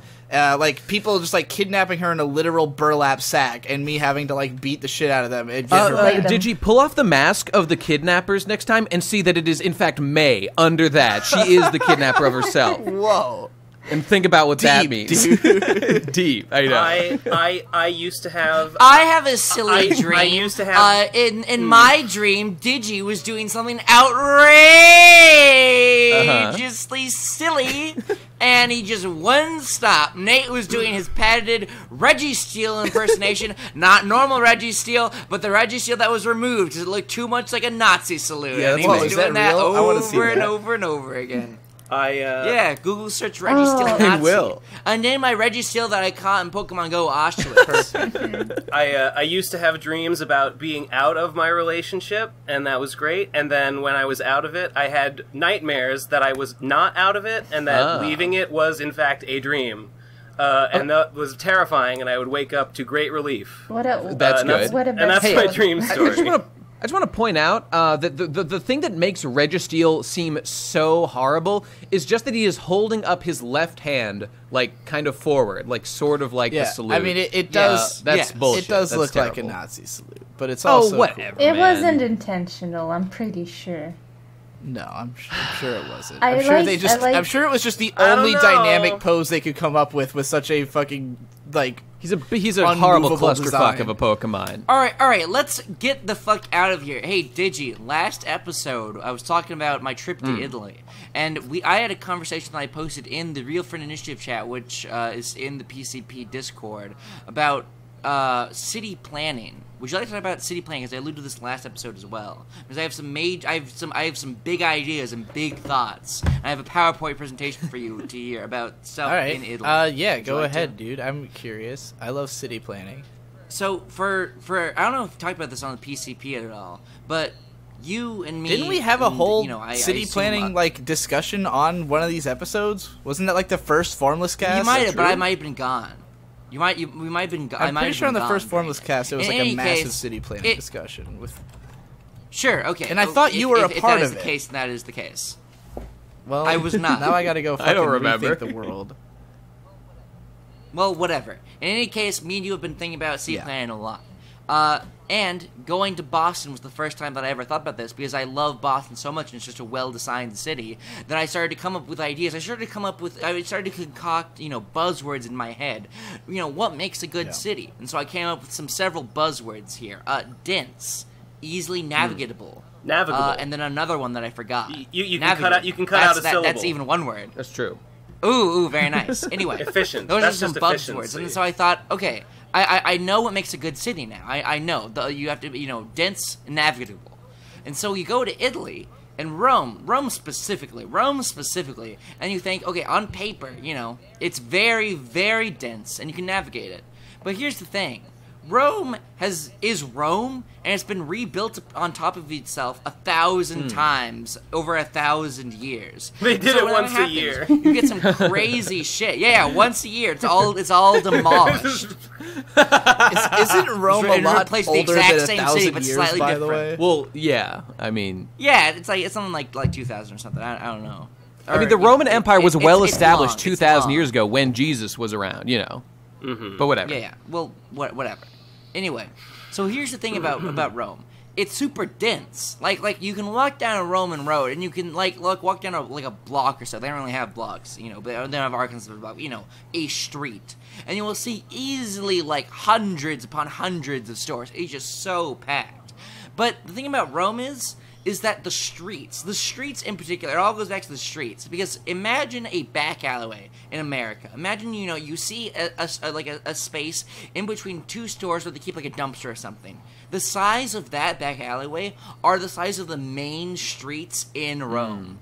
So there are no big open streets the way we as Americans would think of them. There are only exclusively back alleyways that go in between buildings. Very narrow streets where you literally have to dodge people, or if you're a person, dodge multiple cars. I mean, ramming when through they built this city, there would not have been cars.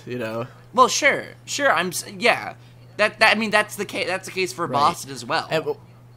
But they've adjusted, and also they've planned for wagons and stuff.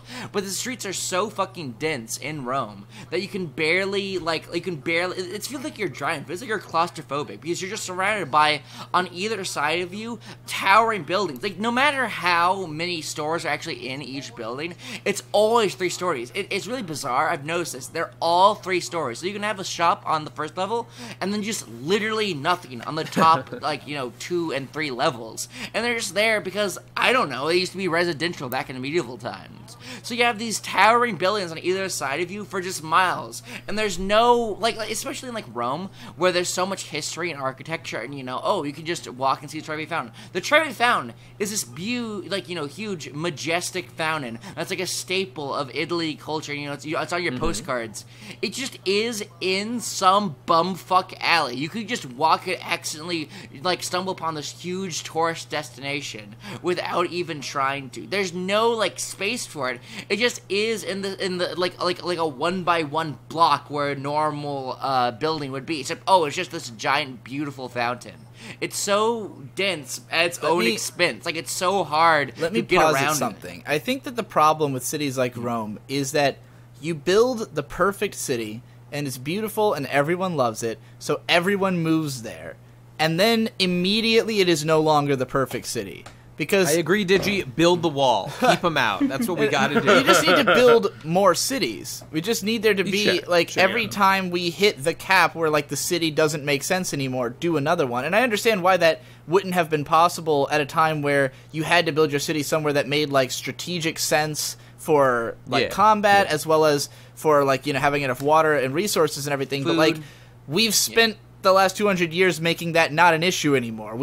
Nobody lives next to a farm now. Like we don't have to worry about the food being nearby anymore. It comes by car. We have aqueducts for the water. Even the Romans invented that. Like there's ways, and because we don't have to worry about land fighting anymore, like it's just not a thing. So like whether or not it's a tactical advantage to build your city here, totally irrelevant now. So like there's probably shitloads of places that just hadn't been considered places where cities could be built before, but like because the big cities are self-perpetuating hype machines, like New York City is constantly hyping itself as the place to go, and so people are going to go there even though it's a city that is under constant construction because there's so many people that the needs of the city are constantly changing, and they're never met. They're never realized, know?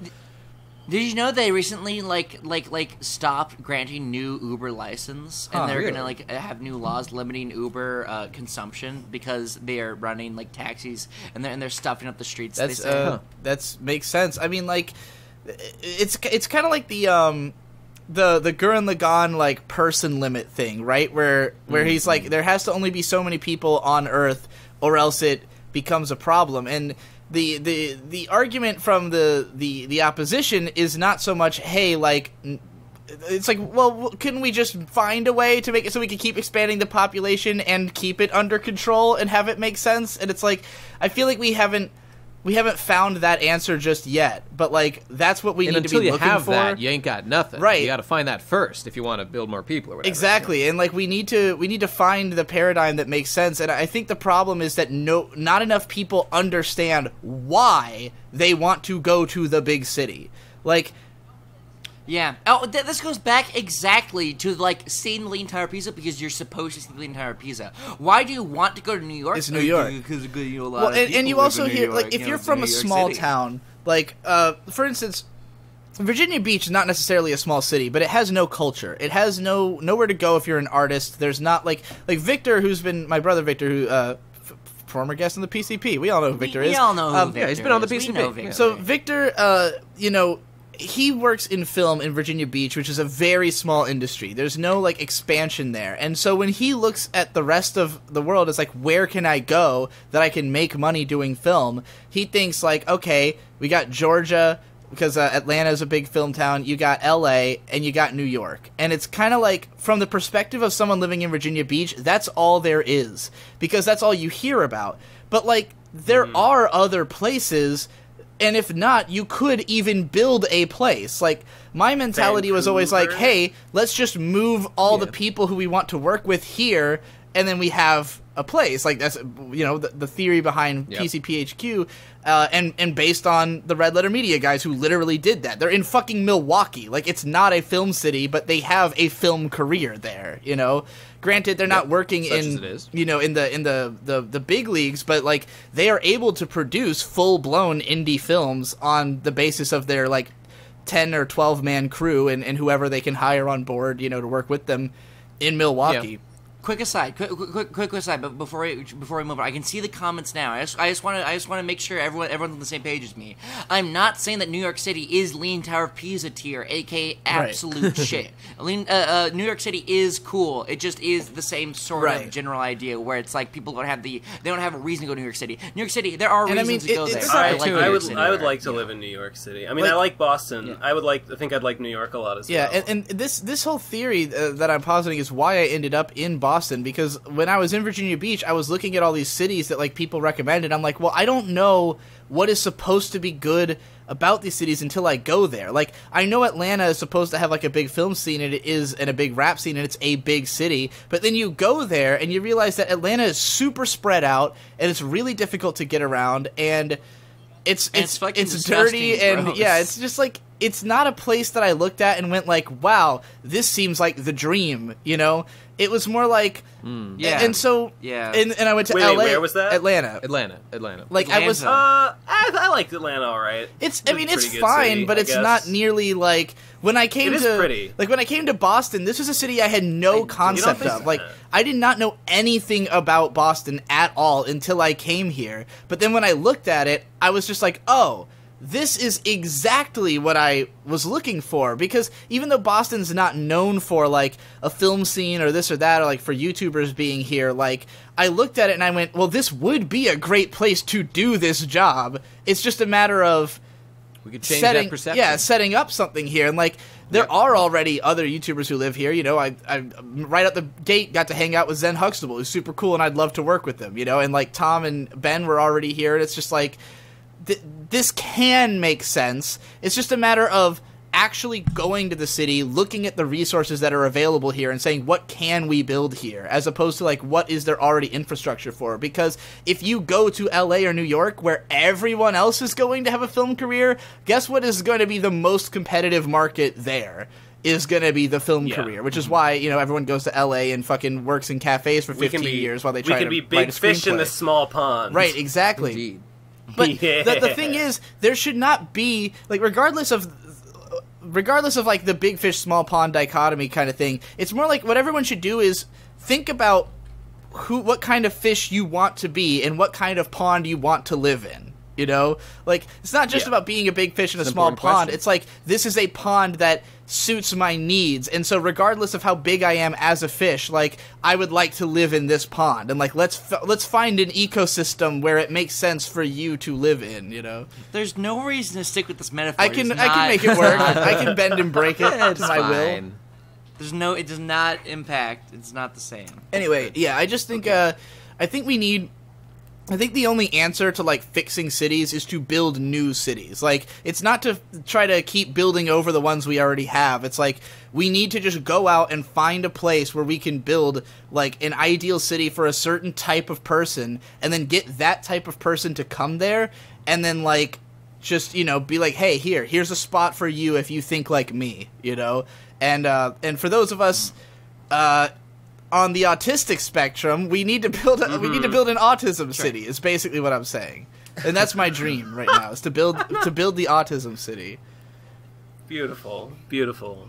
What a dream. You should definitely learn. We talked about this a little bit in chat, did you? But you should definitely look into the actual specifics of the plan for Epcot, because it is the most autistic thing I've ever heard. Like, everything is like perfect circles, and like it's shaped to be like, it looks like a cell. Slightly irrelevant. It's very interesting. Just quickly, have you guys ever played Fable? Yeah, I'm planning me and Tom. Let me just launch this right now. Me and Tom got a new channel called I Am Games, which we also have a T-shirt. We've already sold 5 T-shirts on the basis of 1 tweet. So this is already happening, and our first videos and our first live streams are going to be about Fable. Yay! So, there you go. There you go. What a coincidence. That's a good coincidence. Okay, like the I have reason. never played a Fable game. Well, fun. rude. Well, you're going to learn all about them on I Am Games. Yeah! Go to iamgames.fun right now, and it links to our YouTube channel. Are you kidding me? Yeah, no, Why- I own why- iamgames.fun. Links to the YouTube channel I Am Games. Okay, wait. Why did you get a custom URL? Because Well, I why am not? very serious about this T-shirts thing. There you I'm go. very fucking serious. I was just Wait, looking wait, up does the trademark URL laws a link second to- ago, and I found out that as long as you just put a TM next to your shit, you basically have a common law trademark, and if you can prove that, like, you were the first one to do that, then you can back yourself up in a court of law. So I'm You might wanna officially talk to a real announcing lawyer that about I that. own the trademark to the phrase "I Am Games." So there you go. Okay. This is the statement. Well, okay, what is the relevance of No, I no, no, am? no, I you brought don't up own the trademark. Fable. You own the copyright. No, right? because I just said that, I now have the common law trademark by saying that just now on this podcast. That's why I said it like that. If you say so, Time buddy. code. think What- I that's just I think looked up the copyright laws is just now the- while we were doing the show. Like, I thought that, like, you have to apply for a trademark. If you apply but for copyright it, is just a common if law you apply thing. for the trademark, then it is like in the system and people can look it up. But again, common law trademarking is just if you say you own it enough times, then like you do. Okay. Yeah, Okay, and the if you put the reason I TM brought up next to stuff, then Fable, it though, works. is because like when I was younger, I really wanted to build like a little town. Like I was like, when I grow up, I want to build a town, and the reason I brought up Fable is because I really loved Fable at that time. It was like the first game I played on the original Xbox, on my very first console that I officially owned, and I really liked Bowerstone, and I was like, when I grow up, I want to have a town just like Bowerstone, and just like a little bit cleaner. And that was my dream town/city sort of thing. I'm gonna be when I play this game, I'm gonna be studying the city. Now that you've said that, I really want to. It's not good. It was like a 9-year-old mage. Just like, I mean, I don't know, because Peter Molyneux is the kind of guy who probably would like involve pretty high level city planning into his games. It's a very tiny. I mean, it was like a those small were town. those were Peter Molyneux games. I forgot. And there's this book that I want to read called The Timeless Art of Building, which is it's fascinatingly structured because it's like a full-size book, but it's written in such a way that if you were to just read all the headlines, then you will get, like, he wrote it so, like, every paragraph has a headline, and he's like, if you only have an hour, just read all the headlines. And all the other stuff is just, like, fill-in information. Basically, like, my compress-decompress video is kind of structured the same way as this book, which I didn't even fucking realize until just now, but that's hilarious. Yeah, but he talks a lot about like the ways that cities should be planned, such as like taking a area and instead of building roads first, just observing how people traverse the area naturally and then building the roads in those paths and things like that. Makes sense. Yeah. And just, you know, there's lots of stuff about just the structure of stuff, and then they built a campus on the basis of his book, like his ideas, to like test it out. But the person who I look up to the most for their stance on city planning is Hayao Miyazaki, who built the Ghibli Museum out of like his ideas about like what a perfect environment should be. That, like, for instance, he has a whole poem he wrote about like the principles that the museum was built on, and like if you read this poem, it's just like, oh, this is just how the whole world should be structured. I mean, okay, that's cool and all, but rather than look up to like an actual city planner, you're looking up to a guy who built one building. I mean, because think about how a building is a microcosm. You could look at his building as a scale model of a city. Is basically the way I'm looking at it. Okay, like, all right. No one has been able to build the ultimate city because no one guy who imagines it is gonna then be able to go and fucking build it, except for Disney's attempt with the Epcot Center. But like, and Disney was unfeasibly rich, you know, and like had this kind of power and had already built Disney World. You know? If there's one guy that could do it, it was going to be Walt Disney, and he exactly. died. And like, I think the problem is that these guys don't do enough to inspire other people to work with them. Like, guys like Hayao Miyazaki, who I think that a big part of what he has realized in his old age, if you watch like The Wind Rises, I think a lot of that movie is about his guilt over the fact that he tried to do everything himself, that like he was so draconian and so like, oh, everything has to be according to the letter of like my vision. And like, I think that you're never going to get enough people to build a city that way. Like, you need to have people on board with you, but also to, like, embrace their ideas and to, like, evolve the thing, you know? Like, so I don't want to build a city based on, like, my plan for a city. I want to, like, communicate with people and all of us come to an understanding of what environment we want and then set about figuring out how to build that together, you know? So it's not so much that, like, you know... Digi, let's just start, like, a creative Minecraft. We should definitely... I mean, I think that's basically what that exists for. Like, I think a lot of modern art is trying to help people to develop the mindsets that the people who create the art have. Like, I think that when Notch made a game like Minecraft, when he put in those tools, like, for instance, the red, what's it fucking called? The redstone, whatever. The redstone. Like, it's just teaching kids how to program. Like, that's what it's there for, is to teach you how to code, essentially, because it's just literally building circuit boards. So, like, the reason he puts this in the game is he's like, hey, let's see what you can create if I gave you a 3-dimensional coding environment, you know? Like, which is even more, like, you can create things that you couldn't just easily code in real life, because, I mean, you could code it into a computer and then it could be simulated there, but, like, he gives you the means to, like, literally just lay down some redstone bricks and a thing, physically happens in the reality of this game. And, like, you can instantly see what would be the results of if you duplicated this in reality, but you would need all those materials. Coding it in a computer would be too artificial, but in Minecraft, you can do it, you well, can do it for real. Again, it really happens. Yeah, pretty much. I mean, like, no, I know it's because you'd have to build the code of Minecraft first to even have the visuals to simulate the thing you're coding. Like, and for kids, I think the abstraction of just looking at a bunch of numbers is why coding is hard. Like, you look at a code and you're like, what the fuck does that say? But, like, when you just lay down redstone bricks and shit and you look at it, then it makes perfect sense, you know, especially when you can see what it activates. So... I do think it's all just agree. teaching. My nephew has like a similar like sort of play kit specifically for young children, and it has like stuff like with little electronics and stuff, so he can build like a thing that he can sort of make fly or have like a little light bulb light up, and it's like a very sort of safe, kid-friendly environment. And like he was like 5 when he managed to build those things. He was very interested, and that's really neat. Yeah.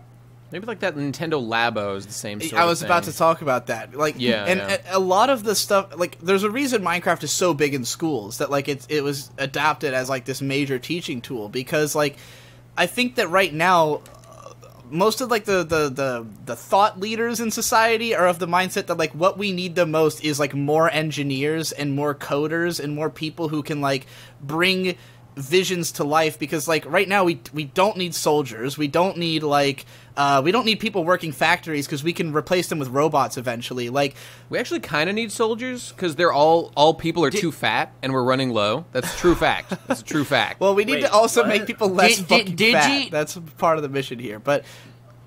Digi Otaku Gonzo Journalism Bro thought leader. In my book I call myself a prospective millennial thought leader, I think, and D-list Fair enough. and D-list. No, I think it was D-list millennial thought leader, something like that. In any case, like I do think that like, for instance, when people talk about, like, the problem of robots taking our jobs, right?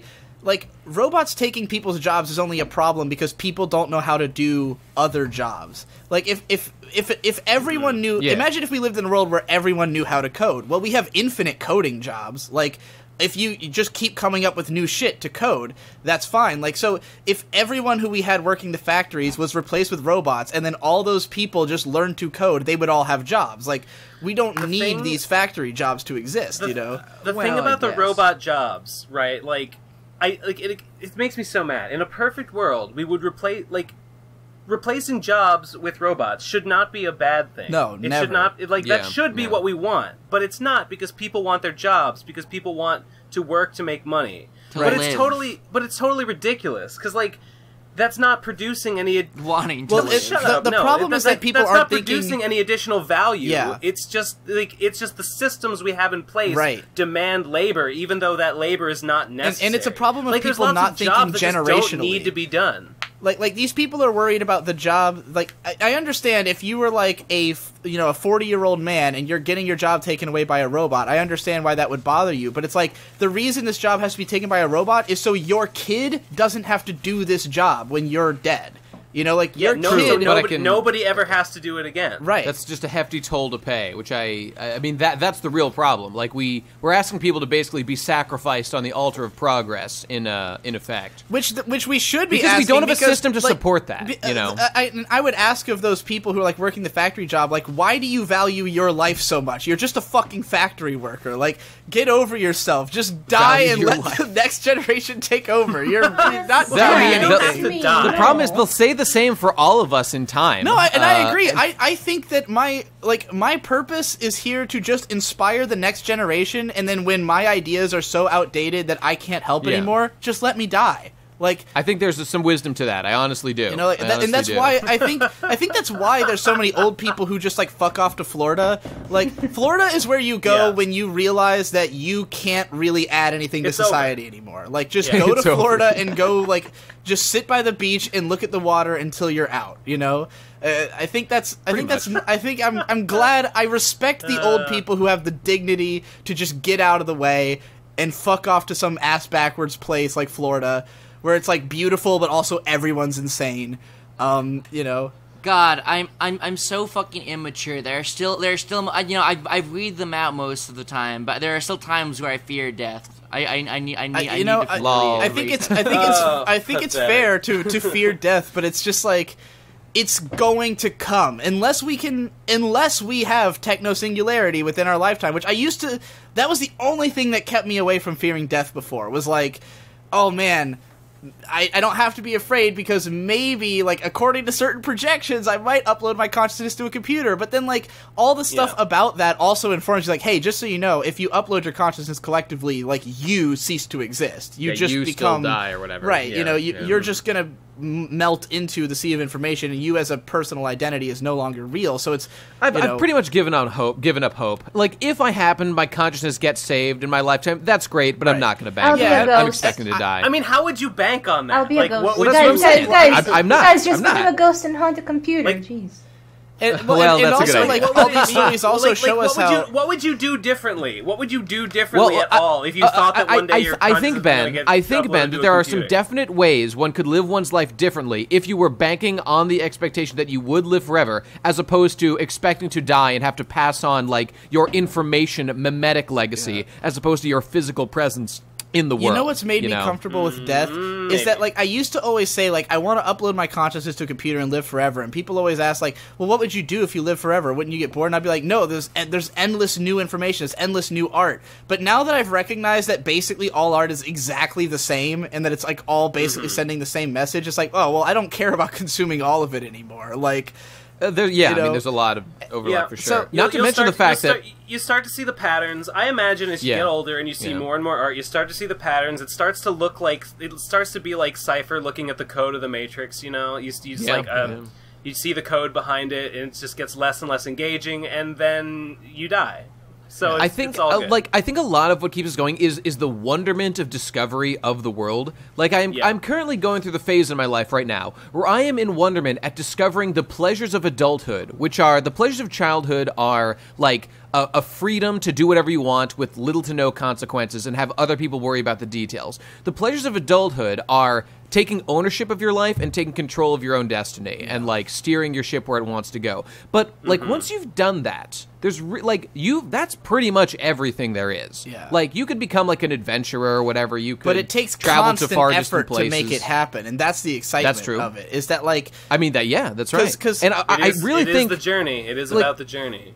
Our brains, stop growing pretty much by we're 25 or 27 or whatever. Like, I really think that our ideas really are going to calcify in our brains, and like things like all the crazy stuff going on with, like, gender these days and pushing, like, norms from olden times and all that stuff. Like, that all could be 100% exact. Like, in 100 years, we'll look back and be like, this is exactly what we needed. It was 100% moral. But, like, everyone alive today, most people, the youngest generations coming up, they're just like, those people are like, yeah, this is what we need to do. We're going to push towards this. And the older people, through no fault of their own, are just scared and confused. Right.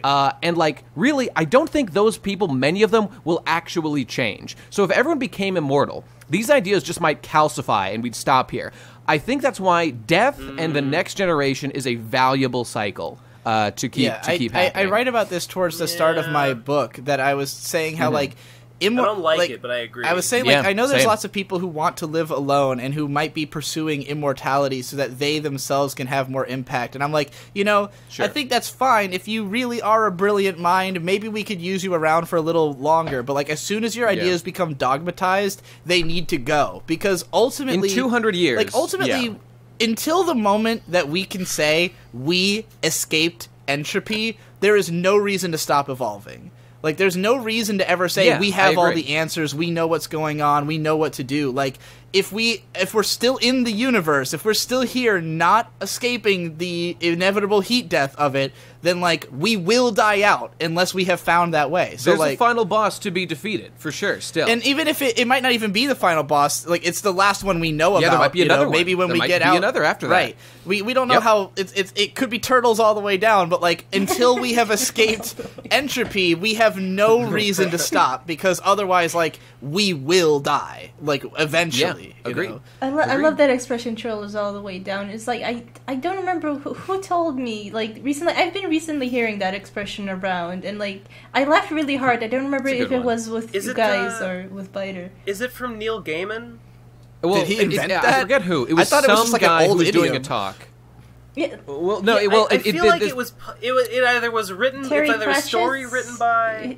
The Terry okay. Pratchett was who I was written by. Gibbs says was Terry who I was thinking Pratchett of. Discworld or whatever, but the story was specifically that he was doing a talk explaining the origin of the world and how it functioned and stuff, and then afterward a woman comes up to him, at least this is the story that I've heard, and says like, excuse me, I appreciate the talk, but I want to let you know you've been wrong about everything. The entire world is in fact on the back of a turtle. No, but that doesn't make any sense. Why would he be giving a talk about... All right, I'm reading it. This is a fictional No, I'm anecdote. reading it right now on Maybe. Wikipedia. Turtles all the way Okay, down is okay. an expression of the problem of infinite regress. The saying alludes to the mythological idea of a world turtle that supports the Earth on its back. It suggests that this turtle rests on the back of an even larger turtle, which itself is part of a column of increasingly large turtles that continues indefinitely, i.e. turtle. Yeah, but so where does it come literally from? what I'm talking about... It says the origin of the phrase is The uncertain. world turtle, Okay, also fair referred enough. to as the cosmic turtle, the word-bearing turtle, is a mytheme that seems to be the word myth and meme combined. Okay. Is similar to that of the world elephant, favorite. occurs in Hindu mythology, Chinese mythology, and mythologies Ooh, of like indigenous people Zoe of the in One Americas. So I guess it's just come up in a lot of different cultures. But yeah, like, Okay. Many 20th century attribution claim William James is the source of the phrase. James referred to the fable of the elephant and tortoise several times, but told the infinite regress story with rocks all the way down in his 1882 essay, Rationality, Activity, and Faith. You know, I didn't even realize that this phrase actually was about the thing I was actually talking about. Like, Yeah. I had no Yeah. idea it was so specifically What did you about... think it meant? I mean, I just thought... It sounds pretty abstract. Yeah, I suppose. never... I didn't realize it was, like, literally about the idea that the world is resting on top of a bigger world and all that. Like... Yeah. Stephen I like that Hawking. expression, though. Stephen Hawking wrote the story about the old woman in his 1988 book, A Brief History of Time. So Okay. that might have popularized. That's probably the story it. I was trying to And think about. and this is weird. In his telling of the parable of the old woman saying turtles all the way down, he says that some say that it was Bertrand Russell who the old woman said it to. What? But that's very wishy-washy. Why would he say that? Or I don't. they Well, I mean, credit maybe to he him? maybe he thought this was a real story, and maybe it is a real story. Okay, whatever. I We're don't know. splitting It's hairs. all Who bullshit. cares? I'm we get the very, gist. actually very It's interested. turtles I'm all the very way interested down, in dude. this. Yeah, I really that's love correct. that That's expression, correct. though. Like, the mental image I get is adorable, honestly. It's a lot of turtles. I've always just pictured the It Ninja is. Turtles on each other's backs. you know, Oh so- no. What is scary phrase all the way down? But to where? I just imagine a stack of like these Adventure Time style turtles with these really simple faces. They're just adorable little turtles. I've heard the That's phrase. probably I have heard the. I think in philosophy class there was the phrase "bugs all the way down," Oh. which is not like about the what the Earth is resting on. It's about like matter. It was like before they knew about. It's the idea that like matter is infinitely reducible. That like you Sure. got cells, and then cells are made of molecules and atoms, and then it's like atoms, quarks, gluons, and then like just Is it- smaller and smaller things is they're it fair divisible to- into. Is it fair to think of the Pro Crastinators as a science fiction podcast? Sometimes, sure. Why not? I mean, we get into futurism talk every episode. I feel like That's science fact. that's true. science Yeah. Hey Ben, I'm rewatching No Game No Life, and it's awesome. Okay. Yeah, So I love explain it to and me. hate it. God, the part about the sun, Yeah, tell me. or the part about the strong. Wait, is it the strong? No, the electromagnetic force, the strong. Okay, so force? I've got What are you guys the talking about? I columns don't force understand. is what No we're Game, talking No Life. about. In Wait, No wait, Game, the color force. columns force. Oh, Coulomb, the Coulomb, Coulomb's there you force. go. Yeah, Coulomb's law. Okay, yeah, what yeah, is yeah. this? Please explain. So, okay, in No Game No Life, episode It's fucking rad. 6, there's this part, or maybe 5. No, it's episode 6. Well, it's kinda There's a rad, part where but the also main kinda character retarded. and this I guess I'll describe her as like an angel. She's like a very powerful being. She creates this like simulated world where they're playing a game of Shiritori, where every time one person says a word, like, that thing will come into existence, and then the next person says a word, and whatever they say disappears from existence. And so they go back and forth, creating and destroying, like, either physical objects or concepts. And the idea is that the main character, because he knows words from, because it's an isekai show, and like he knows words from our world that the person he's talking to doesn't know what they mean, and she just kind of ignores like the words that she doesn't know what they mean, and so he slowly, like, he summons an atom bomb, right? Yeah, the first thing he does is summon an atomic bomb, and that's what causes her to put them inside of like a force field kind of situation where like basically anything can happen. Like, they can die in this game, but you know it'll all be fine. So what he does is he removes like the crust of the earth and the mantle and everything but the core before eventually removing the lithosphere. And when he does that, they start free falling towards the center of the earth. And but you know, as they're falling, it's like who will fall faster and die first, and they keep removing concepts. And eventually, he removes Coulomb's force from the universe. Coulomb's force, which also that it's the electromagnetic force. I don't. It's weird to call so it Coulomb's and I guess force, essentially what Coulomb's force is that, well, I mean, if you look it up on Wikipedia, it's called Coulomb's force. Or Coulomb's law, Coulomb's principle. Guys, what the hell is this? Explain it, goddammit! It's just the force of electromagnetism. It basically it's holding. Okay. It's a force that is holding things in place, I guess. Like, without it, everything just collapses in on itself and becomes a supernova, I guess. Yeah, it's electromagnetism. So does he immediately die when he does this? That's what holds atoms together. Well, what happens is he does that, and then everything starts getting like more rapidly sucked into the sun, and because the person he's fighting is closer to it than he is, she dies first. There's also like, I mean, what exactly happens when he removes Coulomb's law? I forget. It just all super collapses. Like the whole universe folds in on itself, basically. Collapse into a black hole or something, or well, okay, and that's true. That's cool, and that would happen. The thing that bothers me though is that their bodies would have just like ceased to exist. Like, I thought when I was watching the scene, like as soon as the Earth's lithosphere disappeared, I thought, well, wouldn't they just die right here, like instantly? I mean, it wouldn't be as cool. Be in the vacuum of space. And I mean, the way the scene progresses is awesome, but like you have to make certain exceptions for like. It is awesome, but there's no getting around the fact that if the electromagnetic force were just gone, then like all the atoms in your body would just fly apart. Okay, maybe they're protected because they're in this force field. Maybe it didn't affect them. I don't know. It's kind of, I don't know. I don't. That's the reason I brought it up, is I was trying to, because I had heard Ben talk about how simultaneously this scene is why he loved the show, but also that he had a bunch of problems with it. That's why I wanted to run it by him again. I really like the show, but I also hate the show. So. What do you hate about it? Because I love everything about the show. Okay, like, I really like the idea behind it, the concept, like the whole game shtick. But the thing is, with the games, they sort of like, in a way, I do like that they make up the rules as they go, but at the same time, like, there's no bases, like they just sort of pull stuff out of their ass. I totally disagree. That was the best game. That was the best game. I don't think they pull stuff out of their ass at all. But the thing about the games in the show is that they are, all of them have rules that can just be exploited in ways that make them more complicated than a simple game would be. Like, for instance, in the first arc, they're playing a game of chess, but the idea is that the pieces have a will of their own. So as long as you communicate with the pieces and you can inspire them, they can basically just do anything. Yeah, like they don't have to move on the board the way that you instruct them to. I know. The thing is, like I said, I like the whole idea and the concepts and stuff like that. It's been a while since I watched it, so this is just an impression that's lasting, so I could be wrong. But, I like that. I like that sort of, like, those sort of things. But when it's sort of like... It's kind of like the Yu-Gi-Oh! Heart of the Card sort of bullshit sometimes.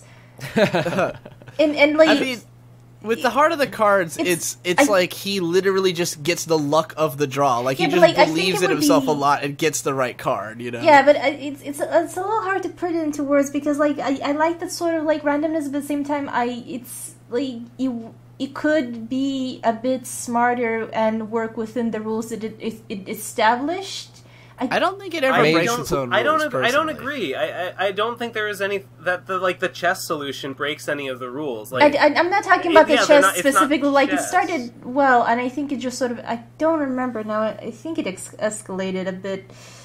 I don't know. Mage, please make a Your Anime Sucks No Game No Life. I need Please to do rewatch that. it. Like, it was a long We need time 1,000 ago. And parts. I mean, yeah, and I'm in the process of watching it, so like I have all my, you know, I know exactly what happens and how I can defend it all. But like, because a major, like, a big part of the theme of the show of like how they win all their games is just by understanding that in a deterministic universe, everything has a logic behind it. Like, you can always analyze, like, there is no such thing as luck. There's no such thing as, like, pure chance, because there's always reasons that things would happen the way they do. Like, you know, just like how you can count cards to, you know, cheat the odds in blackjack. Like, that's, you know, used as an example of a basic way that, like, you know, as long as you can predict probabilities and stuff, and, like, the idea of, like, the metaphor of the No Game No Life universe is that it's just the exact same as real life, except that people are beholden to these certain rules that, like, that basically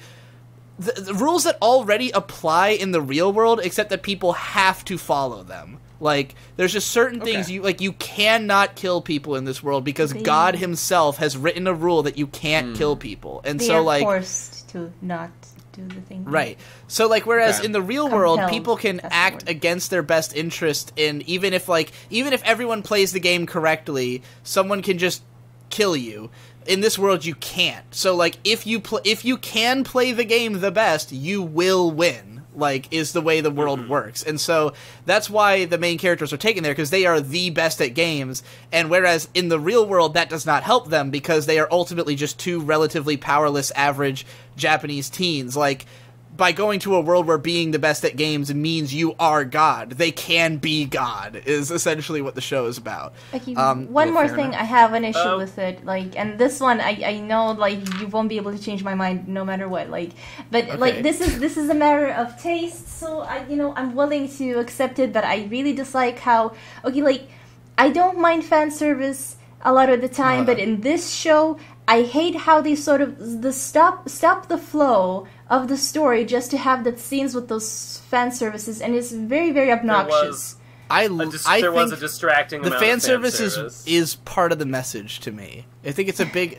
I'm writing a huge video about No Game No Life, so I'll talk about all of this. But like, I think the fan service is important to what the message of the show is.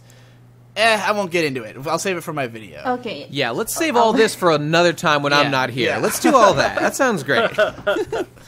Let's go to questions, for Christ's sake, please. So no. Okay. I want to talk about that I got really drunk last night in my Discord, in Ben Saint's Hellfire Hammer.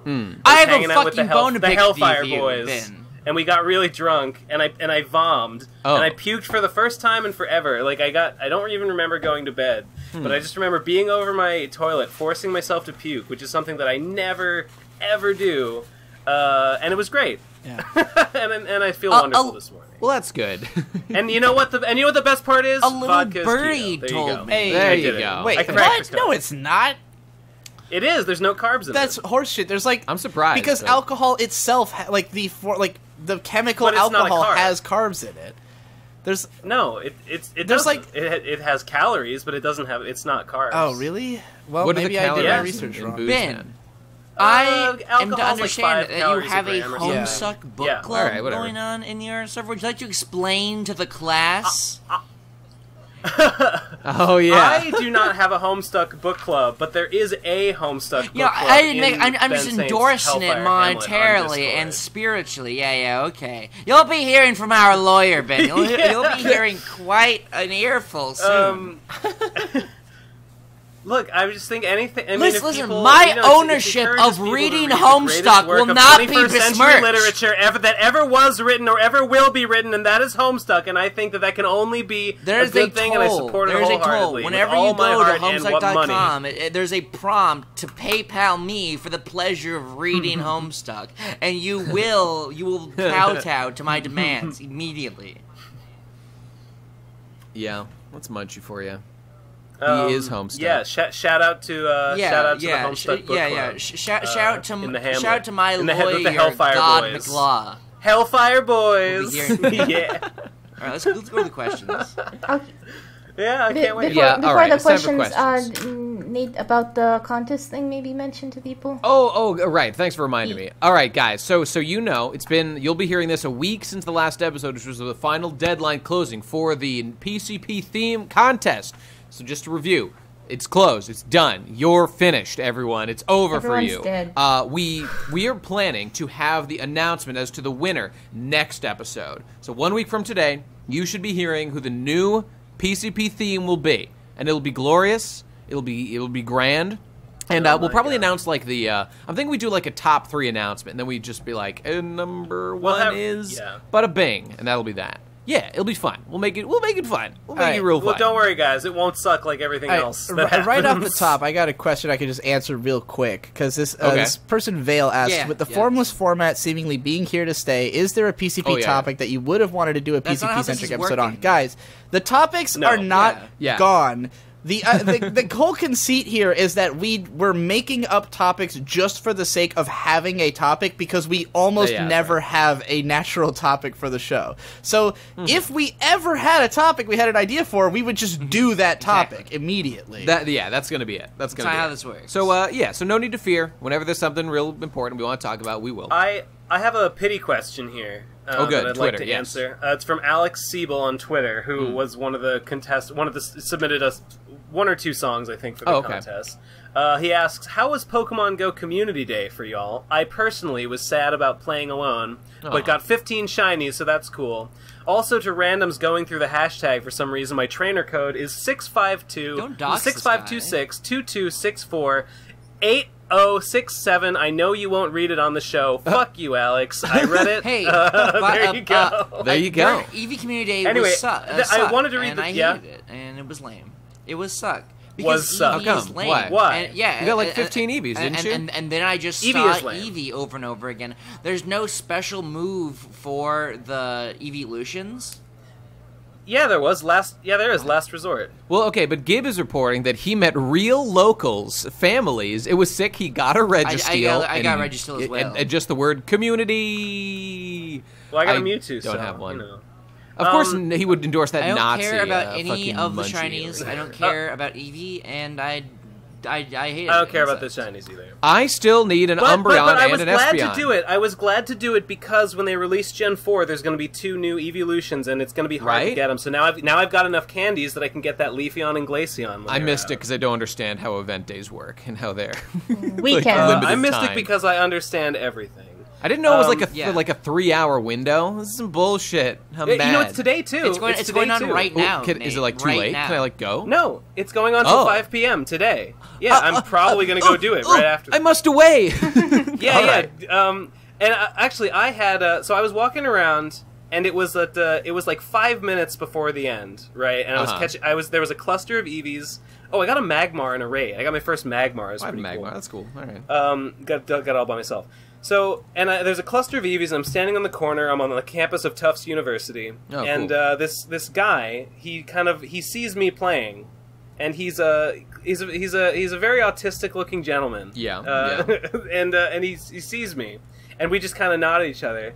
And he's like, it's raining, and he like kind of comes over, and he's like, "Can I borrow your umbrella?" And so I was like, "Yeah, sure." Because it was like, so it was like, "All right, here you go." So we stayed dry for a minute, caught the last Eevees, and we were just like shooting the shit for a second. And then he was like, "Oh, there's a Machamp raid over there." Oh. But it's 4 minutes. But there's only 4 minutes left. And I was like, "Oh shit, we can make it." So we ran over to this Machamp. We fought this Machamp raid, got a Machamp. It had a terrible moveset, whatever. And then we just bummed around and tried trading. We traded Aerodactyls with each other. Sick. We got lucky Aerodactyls. Yeah. Oh, is that a thing? Yeah. What does lucky mean? What does that do? It's cheaper to boost. Okay, cool. Awesome. Well, it doesn't necessarily have higher IVs because we did a couple. Well, maybe it does. I don't know. Okay, fine. Shut up. And then we, so I got a lucky Aerodactyl, and that was my community day. One fun thing that actually did happen is I was walking, I was walking, down Balboa Park, #doxed. And then, being the cleanly man that I do, the saint of prestige, there was a homeless woman. There was like a frankly disgusting, dirty, pigpen, garbage pail kid of a woman. With her husband, her groveling husband, and her fucking puke stained children there. And she came up to me and she held on tightly to my shirt and she begged me. She got on all fours. She got on all eights with all of her eight spiny little legs. She's a succubus. She's a spider. And she asked me. She begged me. Please, can we please trade rare Pokemon?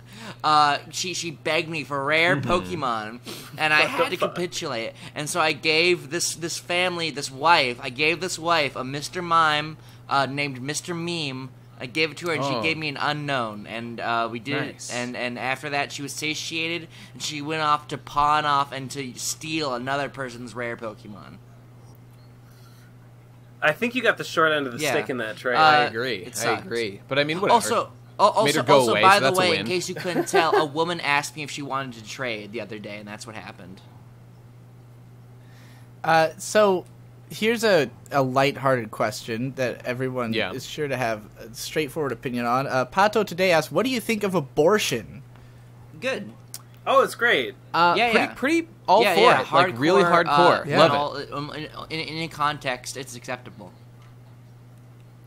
Cool. Prove to me that baby's life matters, because I don't think it does. That's where I objectively, truly I mean, I don't think that it's sentient and is worthy of moral consideration, and so I'm fine with it being destroyed. That's how I feel. Yeah. All right.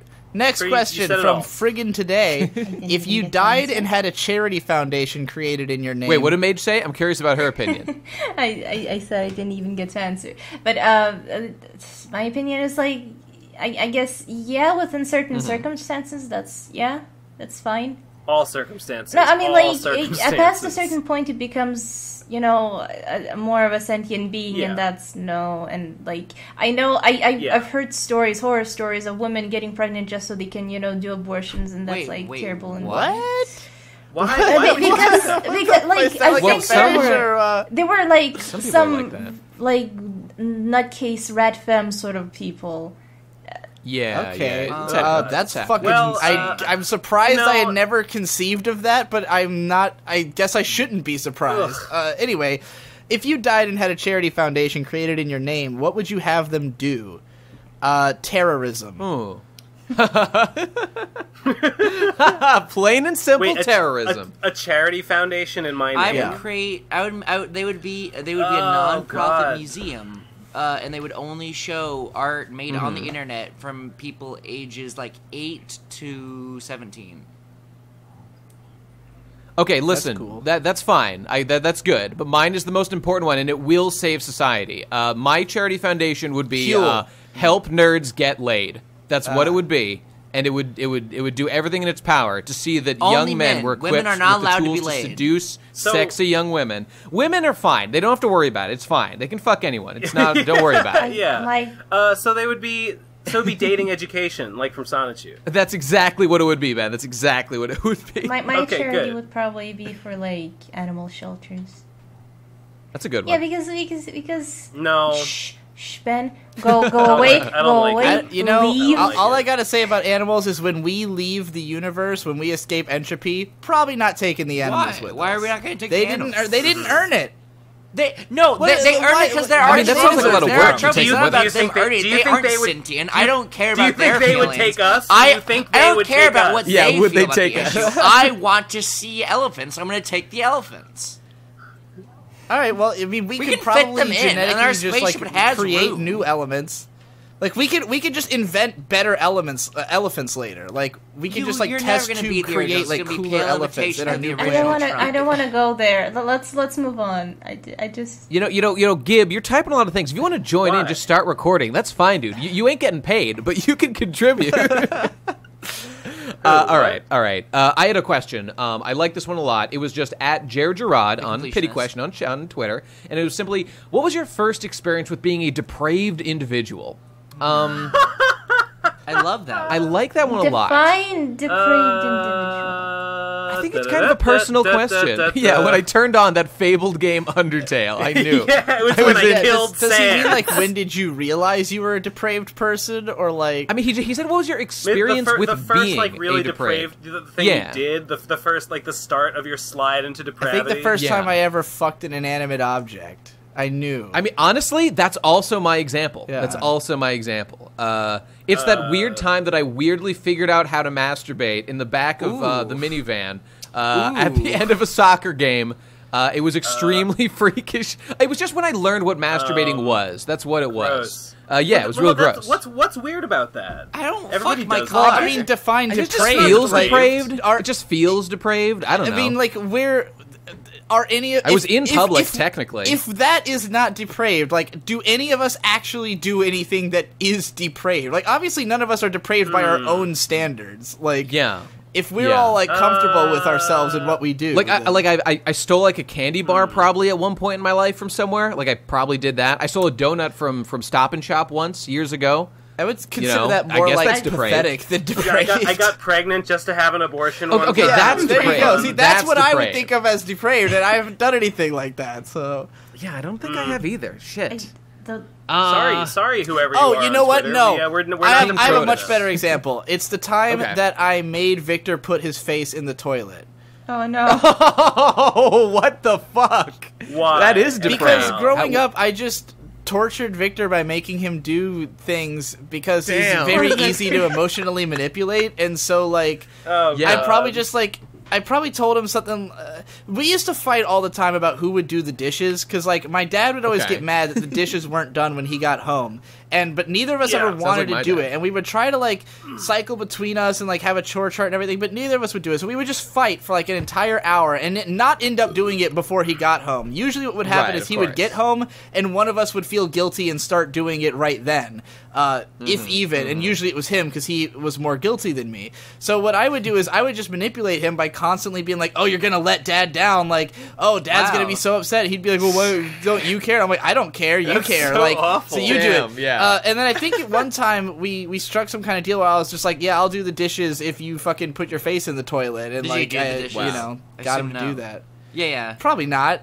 Oh. I mean, these Oh, we had savage. these fights like every night for years, like over who would do like X chore, because like we were just both so lazy, and like we would get into physical altercations over it, you know. Yeah, this is not a hard thing, but I understand the sentiment well. I felt it as well when I was a lad. The very. Sorry, go ahead. The Bungie. most Mage. depraved thing that I can think of is a spotty memory I have when Yeah. I was like 12, I think, where when I was in my airplane, I was flying towards the World Trade Centers to blow them Munchie, up. are you in an airplane Oh, right now? no. Someone made you talk so my Sounds- audio can be deleted, and then I'll go after you. You sound like an airplane. Oh, okay. So, like, I think the question was, like, what's the first or something like that depravity? Like, when... Yeah, first experience with being a depraved Okay, individual. like the first thing I remember that, like, I considered being wrong, but I just didn't give a damn, was, like, I was, like, 7 or maybe 6 or something like that in that ballpark. So, like, me and this girl, we were, like, playing, and she had, like, a lot of cool toys, and one of the cool toys was, like, a miniature little zebra toy, and it was, like, sort of accurate, realistic. It wasn't, like, you know, cutesy, stylized or whatever. It was realistic, and I was all about, I'm still all about those miniature little animal toys that look realistic. It's just, it was my thing, and I loved it so much, and, okay, and then like few days later, I was walking back home, and I saw on the ground that little zebra toy, and it was just laying on the ground. I picked it up. I was like, oh, it belongs to her. I should return it. And then I sort of like paused, and I thought, you know, if she didn't care enough to take care of you, she doesn't deserve you. So I kept it. Damn. Good logic. I would have done the I mean, same it makes thing. sense. I might actually enough. still have it, though. Probably not. It's Actually, you know I what? would have done I've the got a same better things answer. for the same reason.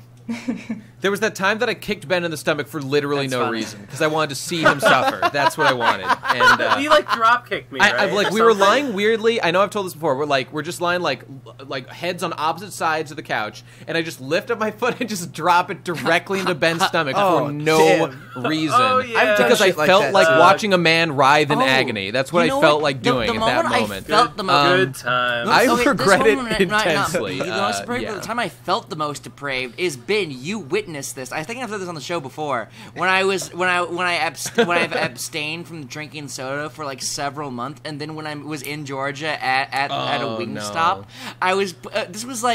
This was like the most impulse thing. Like I didn't have no control over my body in this scenario.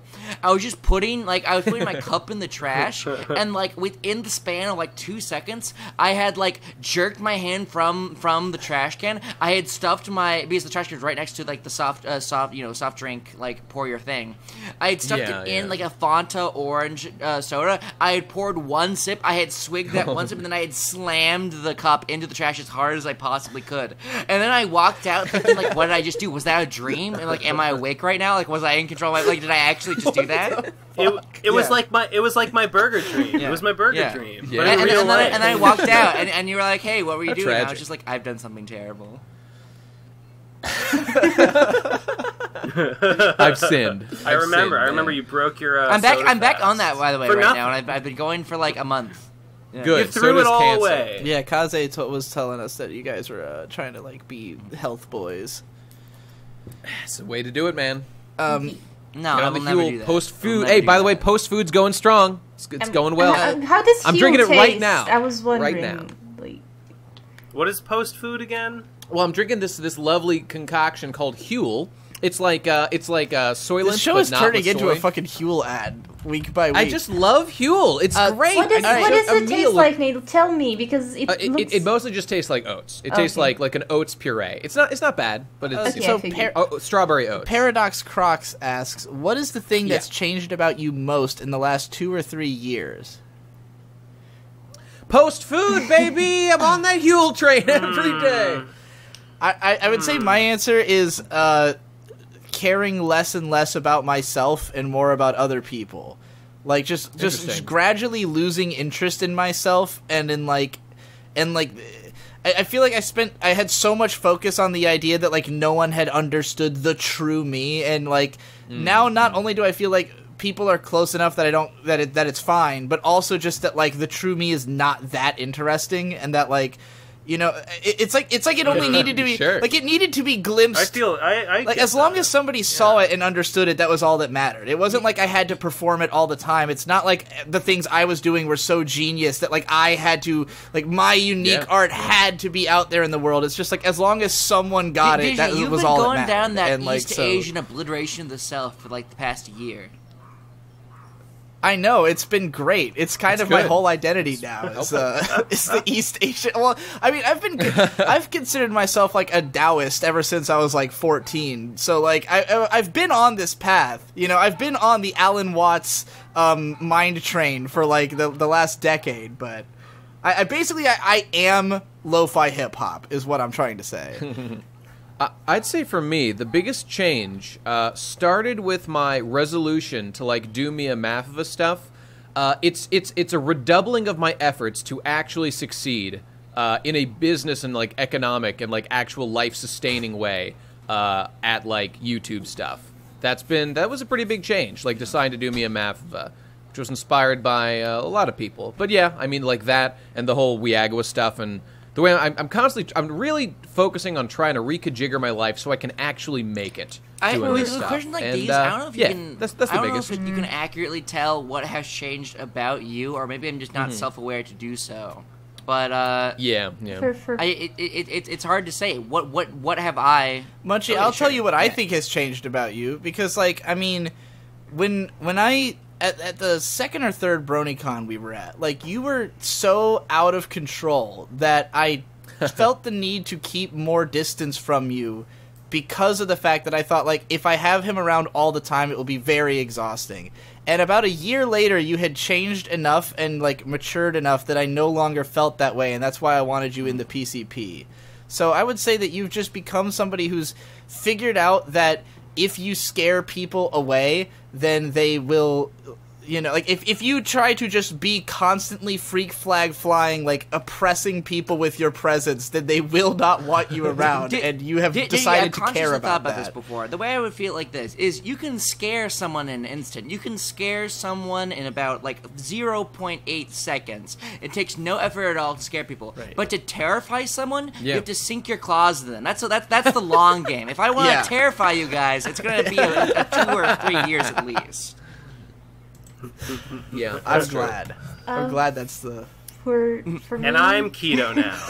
For me... That's all that's changed. For me, it's like, if I want to shine in a positive light, I guess I could say, like, I'm more about defining the boundaries between me and people, but if I wanted to be either honest or in a more negative light, I think I'd become a bit more paranoid. Not too much. But, like, a few years ago, back in the pony days, I would be like, oh, everyone's my friend. Hello, everyone. I shall call you friend. But then I realized the sort of, like, the amount of sort of pressure and weight the word friend really has. Yeah. And I sort of stopped calling every single person I've talked to once or twice a friend.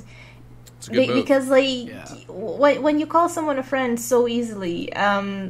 I still have a bad habit of sort of like people like really clicked with like, and I talk to them like once or twice, but we really click. I sort of end up calling them a friend. That's you gotta get into the word buddy. Like I do a lot of like if you listen to my videos, you'll hear a lot of me like dodging. Like I'll say things like friend of the show or my buddy or our pal or things like that. I really want to be protective of like the word friend because people do put a lot of power on it. And when you start calling someone your friend publicly, then they are going to like latch onto that and be like, oh, I am this person's friend, and like there's power. I suppose. I suppose pragmatically, other people may then hitch your wagon to theirs if, let's say, this person does some things that you don't approve of. Right. I mean, I usually call people acquaintances or friendos. Like friendos is my catch-all for like everyone sort of like interact with. This is like continue. Friendlet. They're all friendlets to me. You're all mere friendlets. I don't know if this is the biggest change in my life per se, but this is definitely a change that I've noticed where I've shifted away. I don't know if like. I don't think these are, like, mutually exclusive, but I've definitely moved away from wanting to be friends with funny people to be friends with smart people. I definitely value being, smart Those are both more than good. I value being funny at this point, I think. But you can be both. It reminds me of that highly intellectual comedy thing that Bobby Hill was learning in that one episode of King of the Hill. The Tartuffe, the spry wonder dog. I mean, I think I want to be friends with funny people and smart people, but I would be friends with someone who was smart but not funny. But if someone was funny but fucking stupid, I don't think I'd want to be their friend. Well, I think wit takes a certain kind of it depends what kind of funny. If they like to give people wedgies, for example, and laugh at that. I mean, that's humor, not. If they open fire in public places, then I think that would be pretty funny. It would take a certain amount of emotional intelligence. Okay, but guys, like humor is subjective, and I think like I value a sense of humor. I can like what's the word? A sense of humor that we share. I don't remember the proper word for it, but like if we can share a similar sense of, like something like that, sensibilities. You share sense of humor. A sense of humor. If we share the same sense of humor, I really value that because like if you can have like a good time and a good laugh with a person, it's a lot easier to get along with them and understand them, and that's very I think important in any sort of relationship to be able to share the sense of humor because like. When you talk to someone cracks a joke and you don't understand it, it's very easy to take offense or start seeing the person in a very different sort of negative light. You might find them obnoxious, annoying, and that can build up to negative emotions. That's fair. This reminds me of a classic line from one Sam Hyde, and it's it's from like some very popular YouTube video called like Sam Hyde Gives Great Life Advice, and he's like Sam Hyde says like I'm friends with stupid people, with smart people, with assholes, with like really nice people. I'm friends with them all.